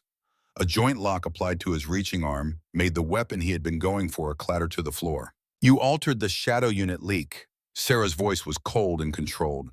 You took classified files and added operational details that weren't in the original documents. You created targeting packages designed to get 9 women killed. Why? Webb's defiance lasted about 10 seconds under Sarah's grip. Then survival instinct overrode ideology. You think you're heroes? Shadow Unit was illegal. Operations on Allied soil without authorization. Assassinations without trial. You're war criminals. We operated under legal authority granted by executive order. Claire's voice carried the patience of someone explaining basic facts. Every mission was authorized. Every target was verified through multiple intelligence sources. We eliminated threats that conventional forces couldn't touch because of political or jurisdictional constraints. Webb's laugh was bitter. And who decides what threats warrant assassination? Who granted you the authority to be judge and executioner? Sarah's grip tightened. Answer the question. Who ordered you to weaponize the leak? Webb's face went pale as pain increased. I can't. They'll kill my family. Talk and we protect your family. Sarah's tone allowed no argument. Don't talk and you face federal treason charges. Your choice. Webb calculated for several seconds. Finally, he deflated. General Thomas Reeves, JSOC Oversight. He's been working with Foreign Intelligence Services for 7 years. Shadow Unit operations disrupted his business arrangements. He wanted you eliminated. Before Sarah could respond, Webb convulsed. Foam appeared at his mouth. His body went rigid, then limp. Claire moved immediately, checking vitals, but it was too late. Cyanide capsule. Claire's voice was grim, hidden in a false tooth probably. He's dead. But Ethan had been recording the entire conversation through a camera hidden in Sarah's equipment bag. We got his confession. General Reeves is named. That's enough for NCIS to open an investigation. Diana was already on the phone with Admiral Price. We have a confession on record naming General Thomas Reeves as the source of the leak and coordinator of the bounty network. Webb is dead, self-administered cyanide. We're extracting now. The team was out of the Pentagon and clear of the area in 4 minutes. Federal agents would find Webb's body during morning rounds. The investigation would confirm cyanide poisoning. Security footage would be mysteriously corrupted. No evidence would point to Shadow Unit's presence. 3 weeks later, the White House Rose Garden was packed with media, military brass, and specially invited guests. 8 women stood in formation wearing dress uniforms they had thought they would never wear again. Behind them, large photographs displayed 2 faces. Commander Rachel Kim, Shadow 4, killed in Seattle. Lieutenant Jenna Walsh, Shadow 6, killed in Detroit. The photos showed them in both their Shadow Unit tactical gear and in the civilian lives they had been living. The president stood at the podium, addressing not just the crowd but the entire world watching via live broadcast. 3 years ago, we made a mistake. We disbanded one of our most effective special operations units because of politics and fear. Shadow Unit completed 127 operations over 3 years with a perfect success rate. They saved American lives. They eliminated threats to our national security. They asked for nothing in return. The president paused, looking directly at the 8 women. We failed them. When they were exposed, when they were hunted, our initial response was to hide them away again. That ends today. Effective immediately, Shadow Unit is officially reinstated as a permanent component of Joint Special Operations Command.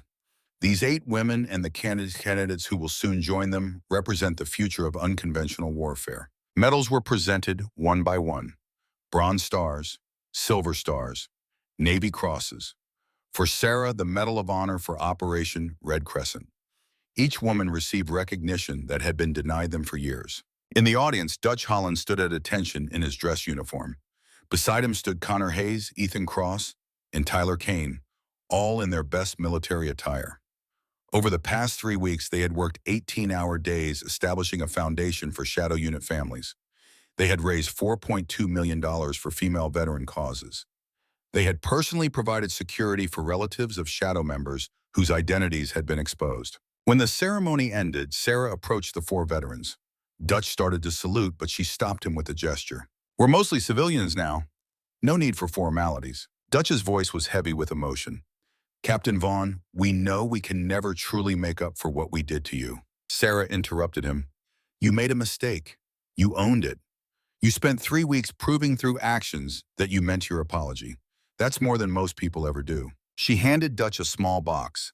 Inside was a Shadow Unit challenge coin, the same solid titanium with intricate engravings that had started everything that night at Morrison's. You're not operators, but you're brothers now. Shadow Unit takes care of its own. The four men stood straighter. Connor's eyes were wet. Tyler had to look away. Ethan clutched the coin like it was the most valuable object in the world. Thank you, Dutch's voice cracked. Thank you for giving us the chance to be better than we were. 6 months later, Morrison's Veterans Lounge was packed for a celebration. All 8 surviving Shadow members were present, along with their families and the broader veteran community that had rallied to support them. Jack Morrison had created a memorial wall featuring photographs of Rachel Kim and Jenna Walsh alongside Senator Graham Mitchell. All 3 had died protecting their country, though not all their sacrifices could be publicly acknowledged. The bar had been renamed Morrison's Veterans Lounge, home of Shadow Unit. A small plaque beneath the name explained that some warriors protect us from shadows while others operate within them. Dutch, Connor, Ethan, and Tyler ran security outside, their foundation work having expanded into full-time careers supporting special operations families. They had become respected voices in the veteran community, using their platform to advocate for recognition of female service members and classified operations personnel. Inside at a corner booth, Sarah sat with Colonel Elizabeth Hayes. The reunion had been complicated, emotions running from anger to relief to grudging acceptance. But operational necessity had forced them to work together, and working together had rebuilt some of the trust that Hayes' fake death had damaged. There are 6 more compromised officials we've identified. Hayes slid a folder across the table. This network goes back decades. Webb and Reeves were middle management at best. Sarah opened the folder, scanning names and evidence. How deep does this go? Deep enough that we're going to need years to unravel it completely. Hayes pulled out another document, this one with a red classification marking. But there's something else you need to see. The document was labeled Program Athena, classified above top secret. The pages showed photographs of women in 1980s military uniforms, mission reports from operations and Cold War hotspots, organizational charts for a unit structure that looked remarkably similar to Shadow Unit. There was a program before Shadow Unit. Hayes' voice was quiet. 1980s Cold War operations, all-female operatives working deep cover missions.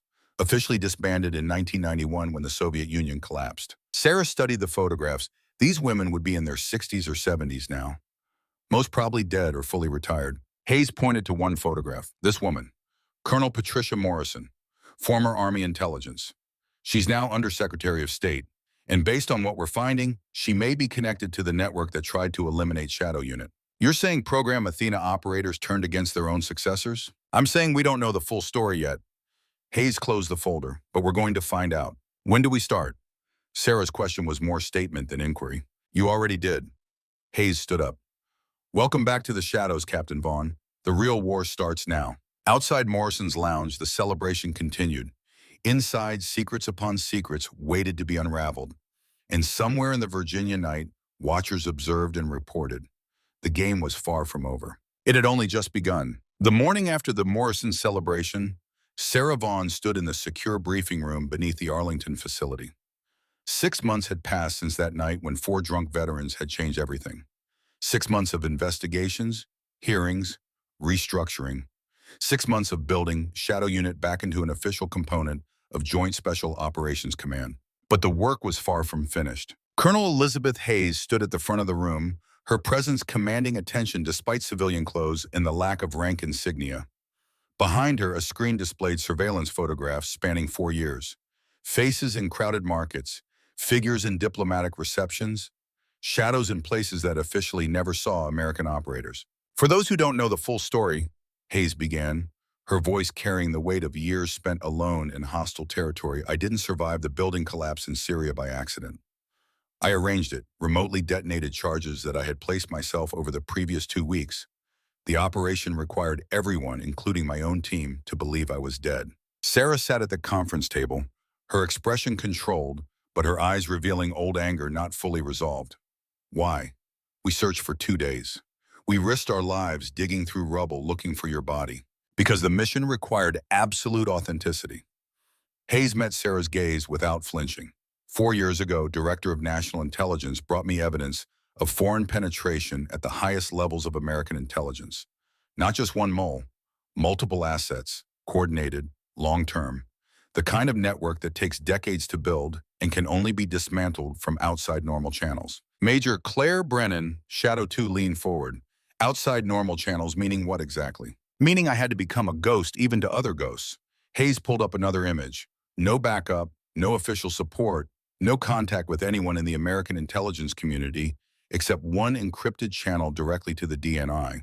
For 4 years, I operated in deep cover across Eastern Europe, the Middle East, and parts of Africa, building networks, tracking money, identifying the players in this conspiracy. Captain Diana Foster, Shadow 8, her shoulder now healed from the Detroit gunfight, spoke up. And what did you find? Hayes displayed a network diagram that looked like a spider web. Connections between Russian SVR, Chinese Ministry of State Security, Iranian intelligence, and buried deep within it all, American officials.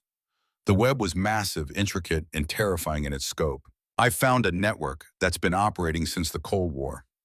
Hayes's voice was grim.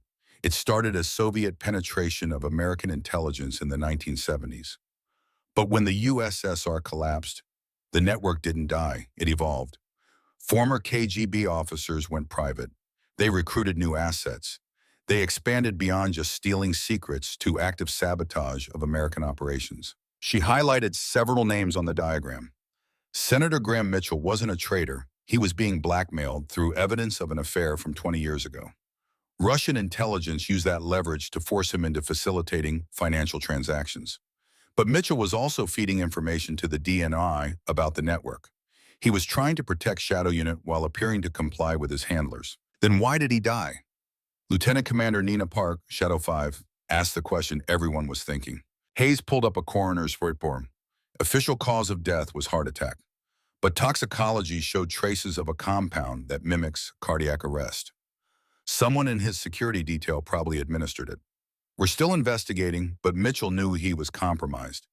His last communication to me included a full data dump of everything he had learned about the network. Sarah studied the network diagram. Dr. Marcus Webb was middle management in this organization. Someone gave him orders to weaponize the Shadow Unit leak. Who? That's where it gets complicated. Hayes zoomed in on one section of the web.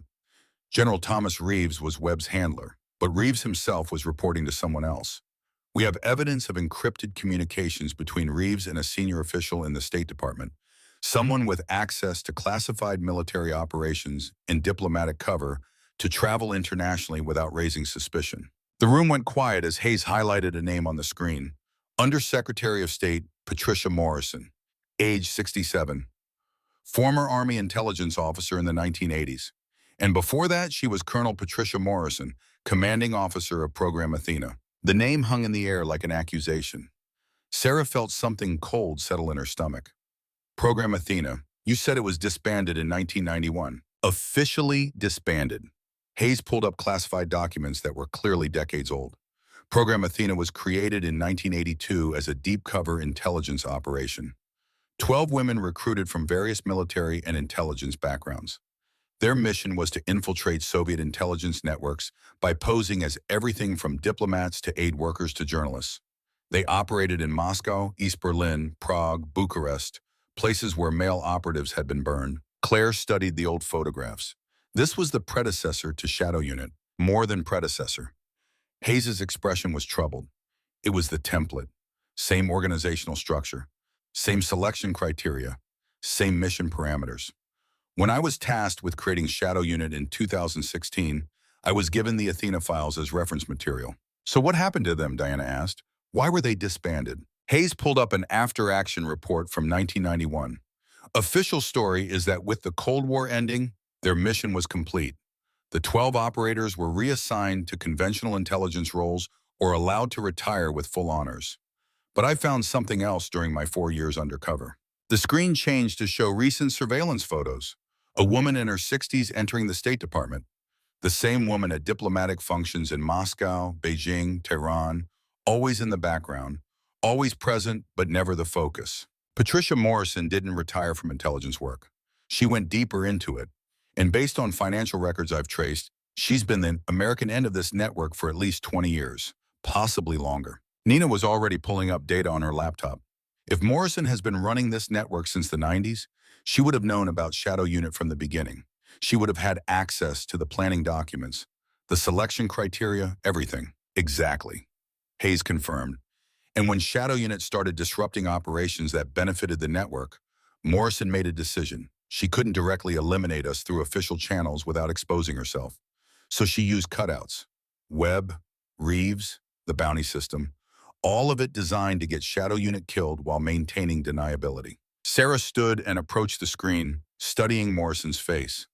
A woman in her late 60s, professional appearance, the kind of person who blended into bureaucratic settings. She doesn't look like a traitor. The best ones never do, Hayes replied.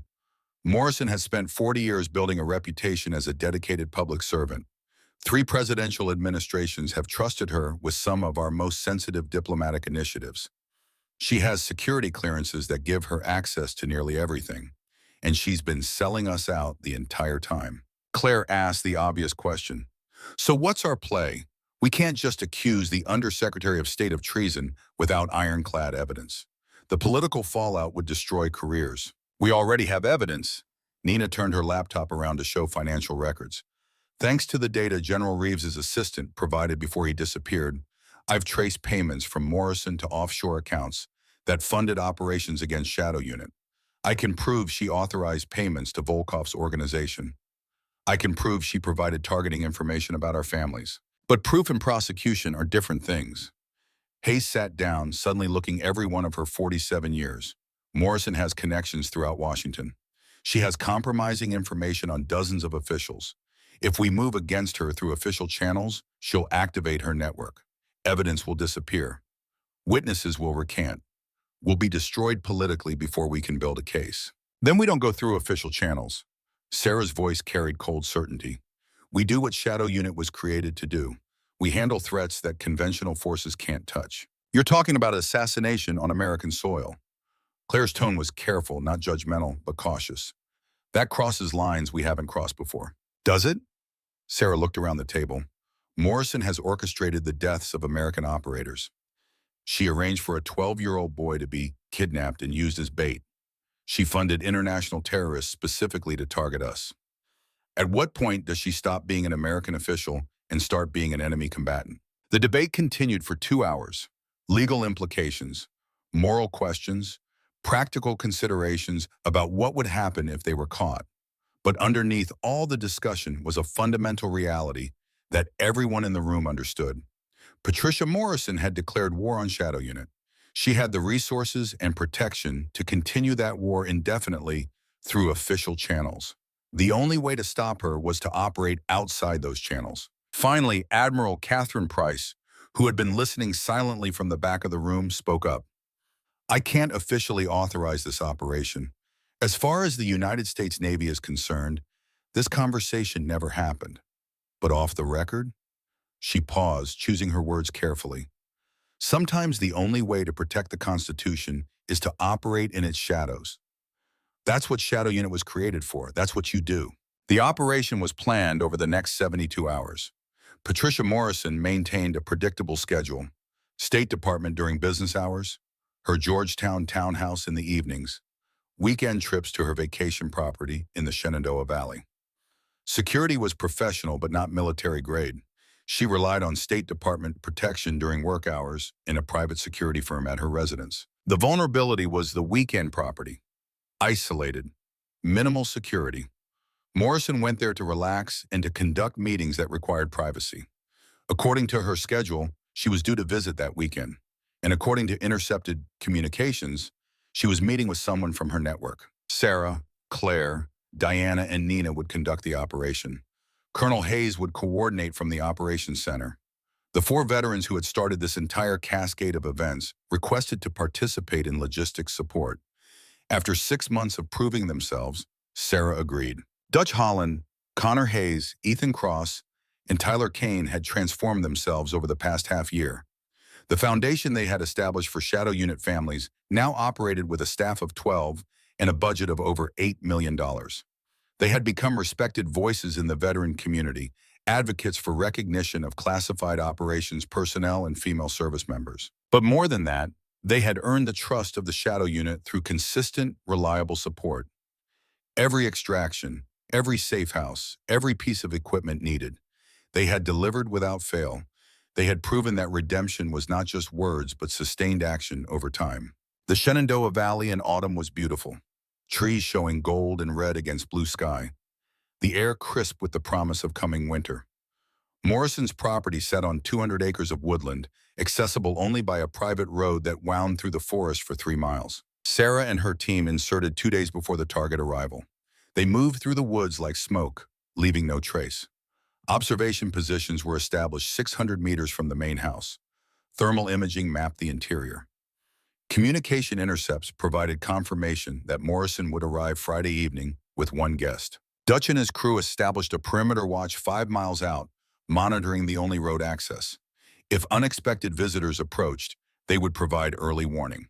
If the operation went wrong and extraction became complicated, they had vehicles staged at 3 different rally points. Friday evening arrived with temperatures dropping into the 40s.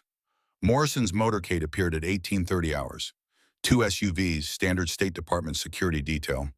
But the security team did not stay. They dropped Morrison and her guest, then departed back toward Washington. This was a meeting that required absolute privacy. Through thermal optics and enhanced audio surveillance, Sarah watched Morrison and her guest settle into the main house. The guest was a man in his 50s, well-dressed, moving with the confidence of someone accustomed to power. Nina ran facial recognition on the images they captured. Vladimir Petrov. Nina's voice came through the encrypted communication net. Former SVR, now officially retired. Unofficially, he runs Russian intelligence operations throughout Western Europe and North America. If Morrison is meeting with him personally, this is high-level coordination. The meeting lasted 3 hours. Electronic surveillance captured some of the conversation. Petrov was concerned about exposure following Webb's death and Reeves's disappearance. Morrison reassured him that the network remained secure. They discussed payment schedules, intelligence requirements, and future operations targeting American Special Operations Forces. It was everything they needed for a prosecution. Nina recorded every word, every image. The evidence was ironclad, but evidence required Morrison to survive to stand trial. And as Sarah listened to the woman casually discuss the murder of American soldiers, the elimination of shadow unit members, the kidnapping of a 12-year-old boy, she found her commitment to bringing Morrison in alive wavering. She could end this now, one shot. Morrison would never know what hit her. Petrov would be collateral damage, but he was an enemy intelligence officer operating on American soil. No one would mourn his death. Sarah's finger rested on the trigger. The scope showed Morrison's profile clearly through the window. Range was 620 meters. Wind was negligible. The shot was well within her capabilities. "Captain?" Claire's voice was quiet in her ear. "What are you thinking?" Sarah didn't answer immediately. Her training said take the shot. Her experience said people like Morrison never faced real justice. They had too many connections, too much leverage. Even with the evidence Nina had gathered, Morrison would probably negotiate a plea deal. She might serve a few years in a minimum security facility before being quietly released. She would never truly pay for what she had done. But Sarah also remembered what she had told Connor Hayes outside the Boulder warehouse. Restraint is harder than violence. That's what makes it meaningful. She took her finger off the trigger. We take her alive, evidence first, justice second. The assault happened at 2200 hours. Morrison and Petrov had moved to separate bedrooms. The house was dark except for security lights on the exterior. Sarah, Claire, Diana, and Nina approached from 4 different directions, timing their movements to arrive simultaneously. Entry was silent. Doors opened without sound. Claire reached Petrov's room first. The former SVR officer was in bed. They're reading documents on a tablet. He looked up as Claire entered, reaching for a weapon on the nightstand. Claire's suppressed pistol fired once. The shot hit the tablet in his hands, destroying it and making him freeze. "Don't move. Don't speak. Just stay very still." In the other bedroom, Sarah approached Morrison. The Undersecretary of State was sitting at a desk, working on a laptop. She didn't hear Sarah enter, didn't realize anyone was there until Sarah's hand closed the laptop and a suppressed pistol pressed against the back of her head. Hands on the desk, palms flat, don't turn around. Morrison complied, her training from decades ago still present. "Who are you?" "Shadow 7. Sarah's voice was cold. "You tried to have me killed. You orchestrated the exposure of my unit. You funded terrorists and foreign intelligence services to eliminate American operators. Now you're going to answer for it." Morrison's laugh was bitter. You think you can arrest me? I'm the Undersecretary of State. I have diplomatic immunity. I have connections in every intelligence agency. Whatever evidence you think you have, it won't matter. Nina entered the room carrying Morrison's laptop. Already copied the hard drive. Your communications with Petrov. Your financial records. Your operational planning documents. Everything. Morrison's confidence wavered. You can't use any of that. It was obtained illegally. No court will admit it. Sarah pulled Morrison to her feet, zip-tying her hands behind her back. We're not interested in court. Admiral Price has a direct line to the Director of National Intelligence. You're going to tell him everything. Names, operations, the full scope of your network. In exchange, you might avoid a black site prison cell. 20 minutes later, Morrison and Petrov were secured in the back of a van driven by Connor Hayes. Dutch and Tyler followed in a second vehicle. Ethan monitored police frequencies and security communications. The convoy drove through the night toward Arlington. Morrison remained silent for the first hour. Then as the reality of her situation settled in, she began to talk.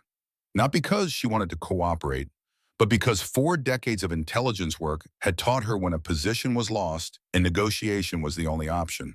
Program Athena wasn't disbanded in 1991. Morrison's voice was tired.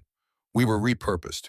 The Soviet Union had collapsed, but intelligence work didn't stop. We were reassigned to track former Soviet assets, weapons proliferation, technology transfer to hostile nations. We operated without official acknowledgement, without oversight. And somewhere along the way, you switched sides. Sarah kept her voice neutral, not accusatory, just stated fact. It wasn't that simple. Morrison looked out the van window at darkness rushing past. The Cold War ended, and suddenly the definitions changed. Who was the enemy? We had spent years fighting Soviets. Then overnight, they were supposed to be partners. But the intelligence networks didn't disappear. They just privatized. So you joined them. Claire's voice held contempt that Morrison probably couldn't hear through her own rationalization. I survived them, Morrison corrected. You don't spend a decade running operations in Moscow without making connections. When the USSR collapsed, those connections became valuable. People who could provide information. People who could facilitate operations that our own government wouldn't officially acknowledge. Diana leaned forward. You're saying you were still working for America when you started cooperating with Russian intelligence? I'm saying the lines blurred. Morrison's voice carried a defensive edge. Intelligence work isn't black and white. Sometimes you cooperate with bad people to get worse people. Sometimes you facilitate small crimes to prevent larger ones. Sometimes the mission requires compromises that look like betrayal from the outside. Sarah had heard enough rationalization. When did you decide that Shadow Unit needed to be eliminated? Morrison was quiet for a long moment. When you started disrupting operations in Syria that were providing valuable intelligence about ISIS movements. You didn't know it, but one of the networks you dismantled was one of my best sources for information about terrorist activity in Western Europe. So you tried to kill us to protect an intelligence source. Sarah's voice was flat. I tried to have your unit disbanded through official channels. Morrison's tone suggested she thought this was somehow better. I petitioned the DNR to shut down Shadow Unit as redundant and politically problematic. When that failed, I started making your operations more difficult. Delayed approvals, restricted intelligence sharing, administrative obstacles. And when that didn't work, you went to the bounty system. Nina stated it plainly. You put prices on our heads and let foreign intelligence services do your dirty work. Morrison didn't deny it. By then you had cost me too much. Operations I had spent years building were destroyed because Shadow Unit didn't coordinate with my networks. Assets were burned. Sources were killed. You operated like you were the only players in the game, never considering the larger intelligence picture. The rationalization was complete. In Morrison's mind, she had been protecting American interests. Shadow Unit had been the disruptors, the cowboys operating without proper oversight. The fact that she was simultaneously selling information to foreign intelligence services and profiting from American operations being compromised was somehow separate from her self-image as a dedicated public servant. They arrived at Arlington as dawn was breaking. The secure facility, buried 3 stories underground, was designed for exactly this kind of interrogation. Morrison and Petrov were separated. Director of National Intelligence Harold Chen was already present, along with representatives from FBI counterintelligence and military justice. The interrogation lasted 14 hours. Morrison provided names, operations, financial records, and enough evidence to dismantle a network that had operated for more than 2 decades. Petrov, facing either cooperation or extraordinary rendition to a black site, corroborated everything and added details about Russian intelligence operations that would keep counterintelligence analysts busy for years. By the time it was over, warrants were being prepared for 17 arrests across 3 continents. Financial accounts containing over $400 million were being frozen. Intelligence operations were being rolled up in Moscow, Beijing, Tehran, and 6 European capitals. Director Chen pulled Sarah aside as the interrogations concluded. What you did was illegal. Entering Morrison's property without warrant, detaining a senior government official. Technically, I should be charging all of you with multiple felonies. Sarah met his gaze steadily. But you're not. Chen allowed himself a slight smile. No, because the intelligence Morrison provided will save American lives, because the network we're dismantling would have continued operating for another 20 years if you hadn't forced the issue. And because sometimes the only way to protect the rule of law is to operate outside it temporarily. What happens to her? Sarah nodded toward the interrogation room where Morrison sat. Federal grand jury will indict her on multiple counts of espionage, conspiracy, and treason. Given her cooperation, she'll probably spend the rest of her life in a secure federal facility rather than being executed. Not exactly justice, but better than letting her stay free. Sarah accepted this. It wasn't the resolution she wanted, but it was the resolution the system allowed. Sometimes that had to be enough. The following week, the story broke across every major news network. Undersecretary of State arrested on espionage charges. Foreign intelligence network dismantled. Classified military operations compromised for 2 decades. The details remain vague, protected by national security classifications, but the basic facts were enough to create a political earthquake. Morrison's arrest triggered a cascade of investigations throughout the State Department and Pentagon. 6 senior officials resigned. 3 more were arrested. Congressional oversight committees launched inquiries that would run for months. The intelligence community underwent the most significant restructuring since the creation of the Department of Homeland Security. Through all of it, Shadow Unit remained officially unnamed in the public reporting. The women who had stopped the conspiracy stayed in the shadows where they belonged. 6 months after Morrison's arrest, Morrison's Veterans Lounge hosted another celebration. But this time it was different. The bar was packed not just with Shadow Unit and local veterans, but with dozens of female service members from across the military. Women who had served in combat zones, women who had faced doubts about their capabilities, women who had proven themselves repeatedly and still struggled for recognition. Jack Morrison had expanded the memorial wall. Rachel Kim's photograph held a place of honor beside Jenna Walsh. Next to them was a new addition, Senator Graham Mitchell, with a plaque explaining that he had given his life protecting classified operations personnel. The truth of his sacrifice could not be fully told, but at least it was acknowledged. Dutch Holland stood at the bar with Connor, Ethan, and Tyler. The 4 men had become fixtures at Shadow Unit events, their redemption now complete not through grand gestures, but through a year of consistent, reliable support. Their foundation had expanded to support not just Shadow Unit families, but families of all special operations personnel dealing with classification issues. Sarah approached them, Admiral Price beside her. The Admiral was in civilian clothes, unusual for her. The occasion was informal, a gathering of warriors rather than an official function. I have news, Admiral Price addressed the 4 veterans. Your foundation's work has caught attention at the Pentagon. Joint Special Operations Command wants to establish a formal support program for families of classified operations personnel. They're asking if you would be willing to run it officially. Dutch looked at his friends. The offer was significant. Official funding, broader mandate, resources they had only dreamed about. But it also meant scrutiny, bureaucracy, constraints on their current independence. What do you think? Connor asked Sarah directly. Would you want us working officially with JSOC? Sarah considered the question carefully. You've spent a year proving you understand what we need. You know how to operate discreetly. You know how to support people who can't acknowledge what they do. If JSOC is smart, they'll give you autonomy and resources, then stay out of your way. Dutch nodded slowly. Then we'll do it. But on one condition, we report directly to JSOC Command, not through normal Pentagon channels.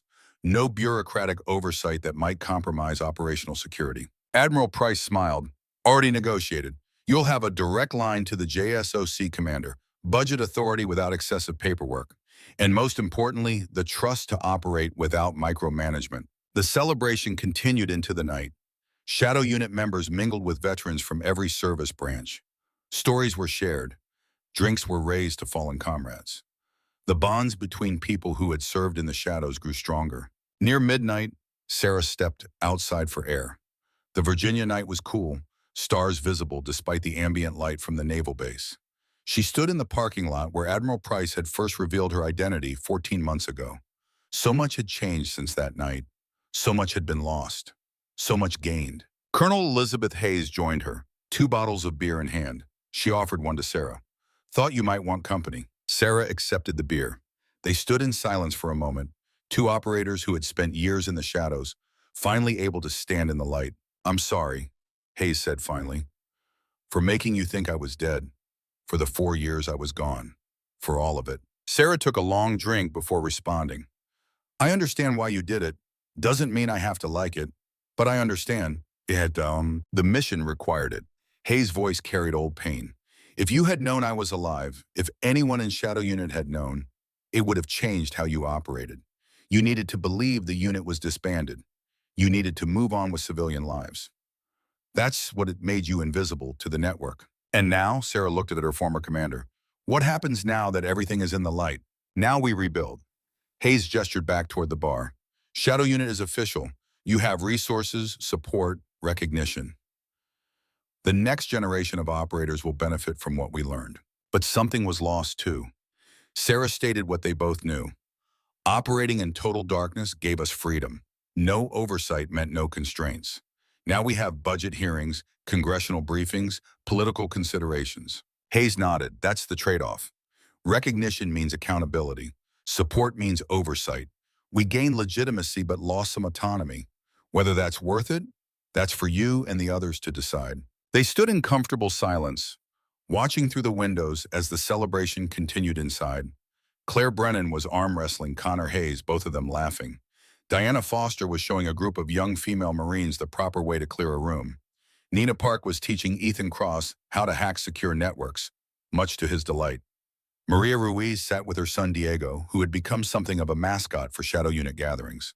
It was worth it, Sarah said finally. Not for us, for them. She gestured toward the young women in the bar. Female service members who would face fewer doubts because Shadow Unit had proven what was possible. Veterans dealing with classification issues who would get support from Dutch's Foundation. Future generations who would benefit from the paths that had been cleared. The mission was never about us, Sarah continued.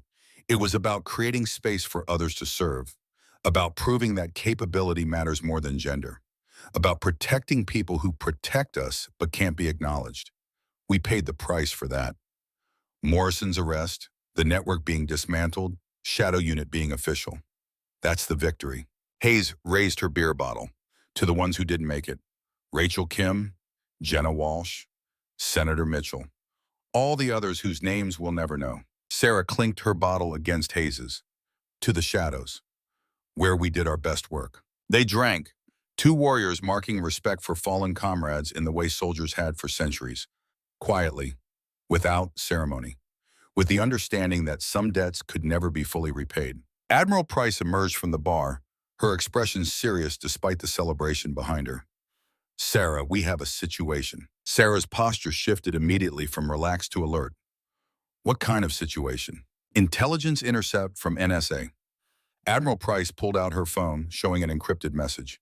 Someone just activated a Program Athena emergency beacon, first time in 36 years. The message was brief. Authentication codes that matched the old Athena files. Geographic coordinates placing the signal somewhere in Eastern Europe. And a short text message in code that took Nina Park less than 2 minutes to decrypt. Athena 6 to any active JSOC asset. Network compromised. Deep cover blown. Immediate extraction required. Enemy forces closing. Will hold positions 72 hours maximum. Sarah looked at Hayes, then at Admiral Price. Athena 6. Patricia Morrison said Program Athena was disbanded in 1991. If one of them has been operating in deep cover for 36 years, what mission could possibly justify that? Hayes was already on her phone pulling up classified files. Athena 6 was Captain Rebecca Stone, Army Intelligence, specialized in long-term infiltration. In 1989, she was inserted into Moscow, posing as a British journalist. Her mission was to track KGB operations against American interests. And she's been there for 36 years? Sarah's mind struggled with the implications. That's beyond deep cover. That's becoming the cover. Admiral Price was coordinating with her staff. We have assets in the region. We can mount an extraction within 48 hours. But the question is whether we should. Hayes' voice was troubled. If Stone has been operating that long, she's either incredibly valuable or incredibly compromised. Maybe both. Sarah made the decision that her training and experience demanded. We don't leave operators behind.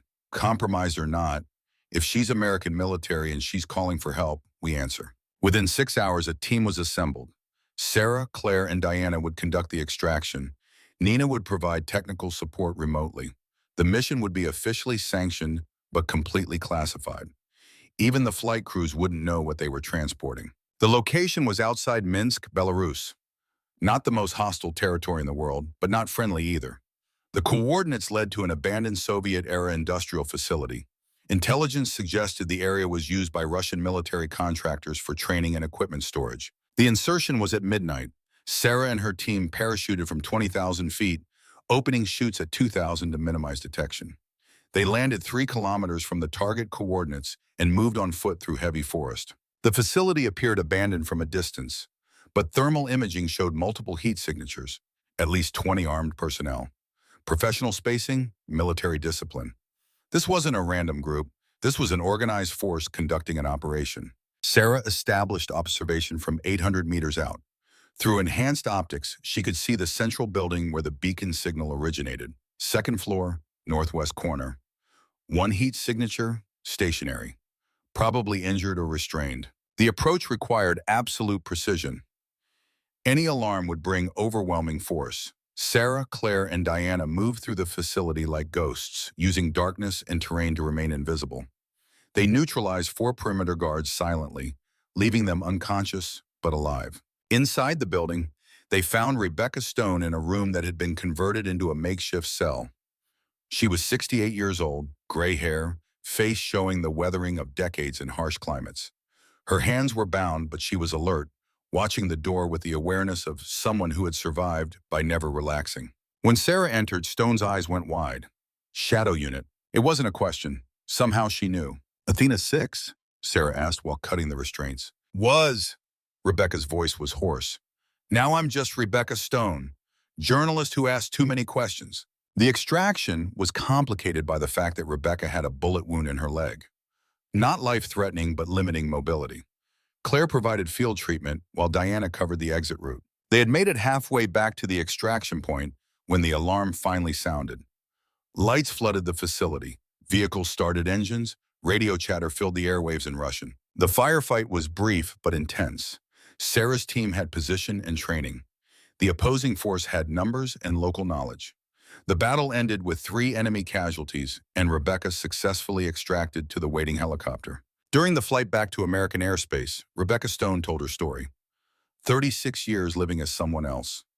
36 years gathering intelligence on Russian operations. 36 years unable to come home, unable to contact family, unable to be anything except the cover identity she had created.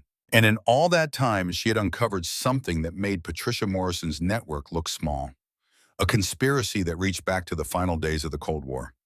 Evidence of American officials who had been compromised in the 1980s and had been operating as foreign assets for 4 decades. The information Rebecca provided would keep counterintelligence busy for years. Some of the names were people now in their 70s and 80s, retired from government service, but still influential. Others were second generation, children of original conspirators who had been recruited into the network. Back at Arlington, Director Chen listened to Rebecca's debrief with growing concern. If even half of what you're saying is true, we're looking at the largest intelligence compromise in American history. Rebecca's response was tired but firm. It's all true. I have documents, recordings, financial records, 36 years of evidence. But here's the problem. Some of the people in this network are currently serving in positions of significant power. Taking them down will destabilize major parts of the government. Then we do it carefully. Admiral Price stated the obvious. Methodically, building cases that will stand up to scrutiny. And you'll need shadow unit to do it. Rebecca looked at Sarah. Because the people I'm talking about know how to manipulate official channels. They've been doing it for 40 years. The only way to counter them is with operators they don't see coming. Sarah exchanged glances with her team. They had just finished dismantling one network. Now they were being asked to start on another, potentially larger conspiracy. There would be no rest, no pause, just continuous operations in the shadows. But that was what they had signed up for. That was what Shadow Unit had always been designed to do. 3 months later, the full scope of Rebecca Stone's intelligence had been analyzed and verified. 17 additional arrests were made. Congressional investigations expanded. The intelligence community underwent yet another restructuring. And through it all, Shadow Unit operated quietly, taking down assets that tried to flee, gathering evidence that official channels couldn't obtain, doing the work that kept the nation secure while staying invisible to the public. Morrison's Veterans Lounge had become an unofficial headquarters for the extended Shadow Unit family. Jack Morrison expanded the facility, adding a second floor that could be used for secure meetings and planning sessions. The memorial wall continued to grow, honoring not just Shadow Unit members but all operators who had served in classified roles. Dutch Holland's Foundation now had official Pentagon backing and a staff of 40. They supported families across every Special Operations Command, providing resources for people dealing with the unique challenges of loved ones serving in the shadows. On a quiet Tuesday evening, Sarah sat at the bar nursing a beer.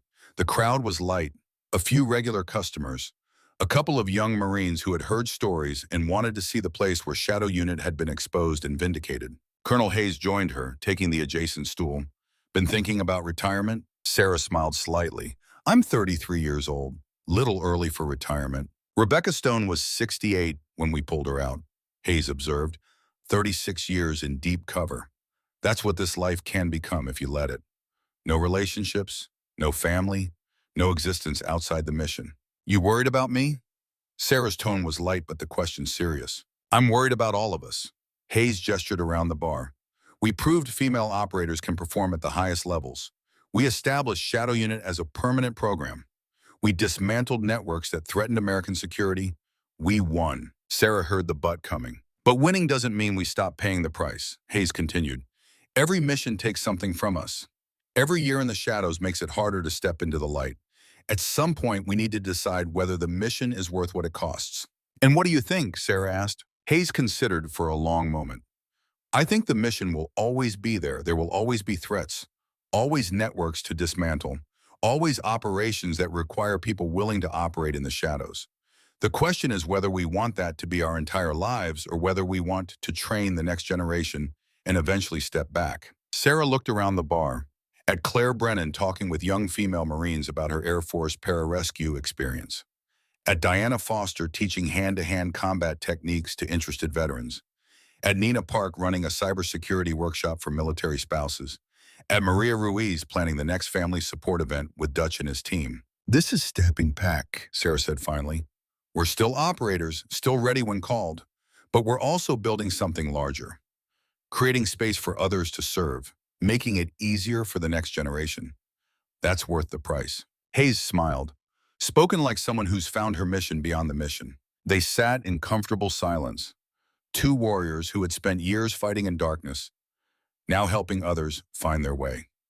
Outside, Virginia Beach evening traffic moved past. Inside, stories were shared and bonds were formed. The shadows remained, but they no longer felt quite so lonely. Sarah's phone buzzed with an encrypted message. She read it, then showed it to Hayes. New intelligence requirement. Deep cover insertion. Duration uncertain. High risk. Volunteers only. Hayes looked at the message, then at Sarah. You going? Sarah finished her beer and set the bottle down. Someone has to. Might as well be someone who knows what they're doing. That's not an answer, Hayes pressed. You could pass this to someone else. Train them. Let the next generation take the hard missions. I could. Sarah acknowledged. But I'm not ready to, not yet. Ask me again in 5 years. Hayes nodded, understanding. 5 years then, we'll have this conversation again. And maybe by then you'll be ready to let someone else carry the weight. Sarah stood, preparing to leave. Or maybe I'll be like Rebecca Stone, 68 years old and still operating in the shadows because that's who I am. Some of us are built for this life. We function better in darkness than light. Just remember, Hayes called after her. The darkness is easier to enter than leave. Make sure you always keep a light burning somewhere to find your way back. Sarah paused at the door, looking back at the bar full of warriors and family and people who understood what service meant. I have my light, right here. As long as Morrison's exists, as long as this community exists, I have a way back. She walked out into the Virginia evening. The mission called. The shadows waited. But this time she knew she wasn't walking into them alone. Behind her was a team, a family, a community of people who would always be there when she needed to find her way home. The ghosts were no longer truly alone. They had each other. They had purpose. They had validation and recognition. But most importantly, they had earned the right to operate in the shadows by choice, not because they had nowhere else to go. And that made all the difference. I spent weeks researching Shadow Unit operations for this story. What struck me most wasn't the missions. It was how these operators carried the weight of service no one could acknowledge. To the veterans here, have you ever known someone who came back different, who couldn't talk about where they'd been or what they'd done? Someone whose sacrifice went unrecognized because the mission stayed classified? Drop a comment, share what you're comfortable sharing. Your stories matter. And if this one resonated, there are more waiting. Hit subscribe. Let's honor these shadows together.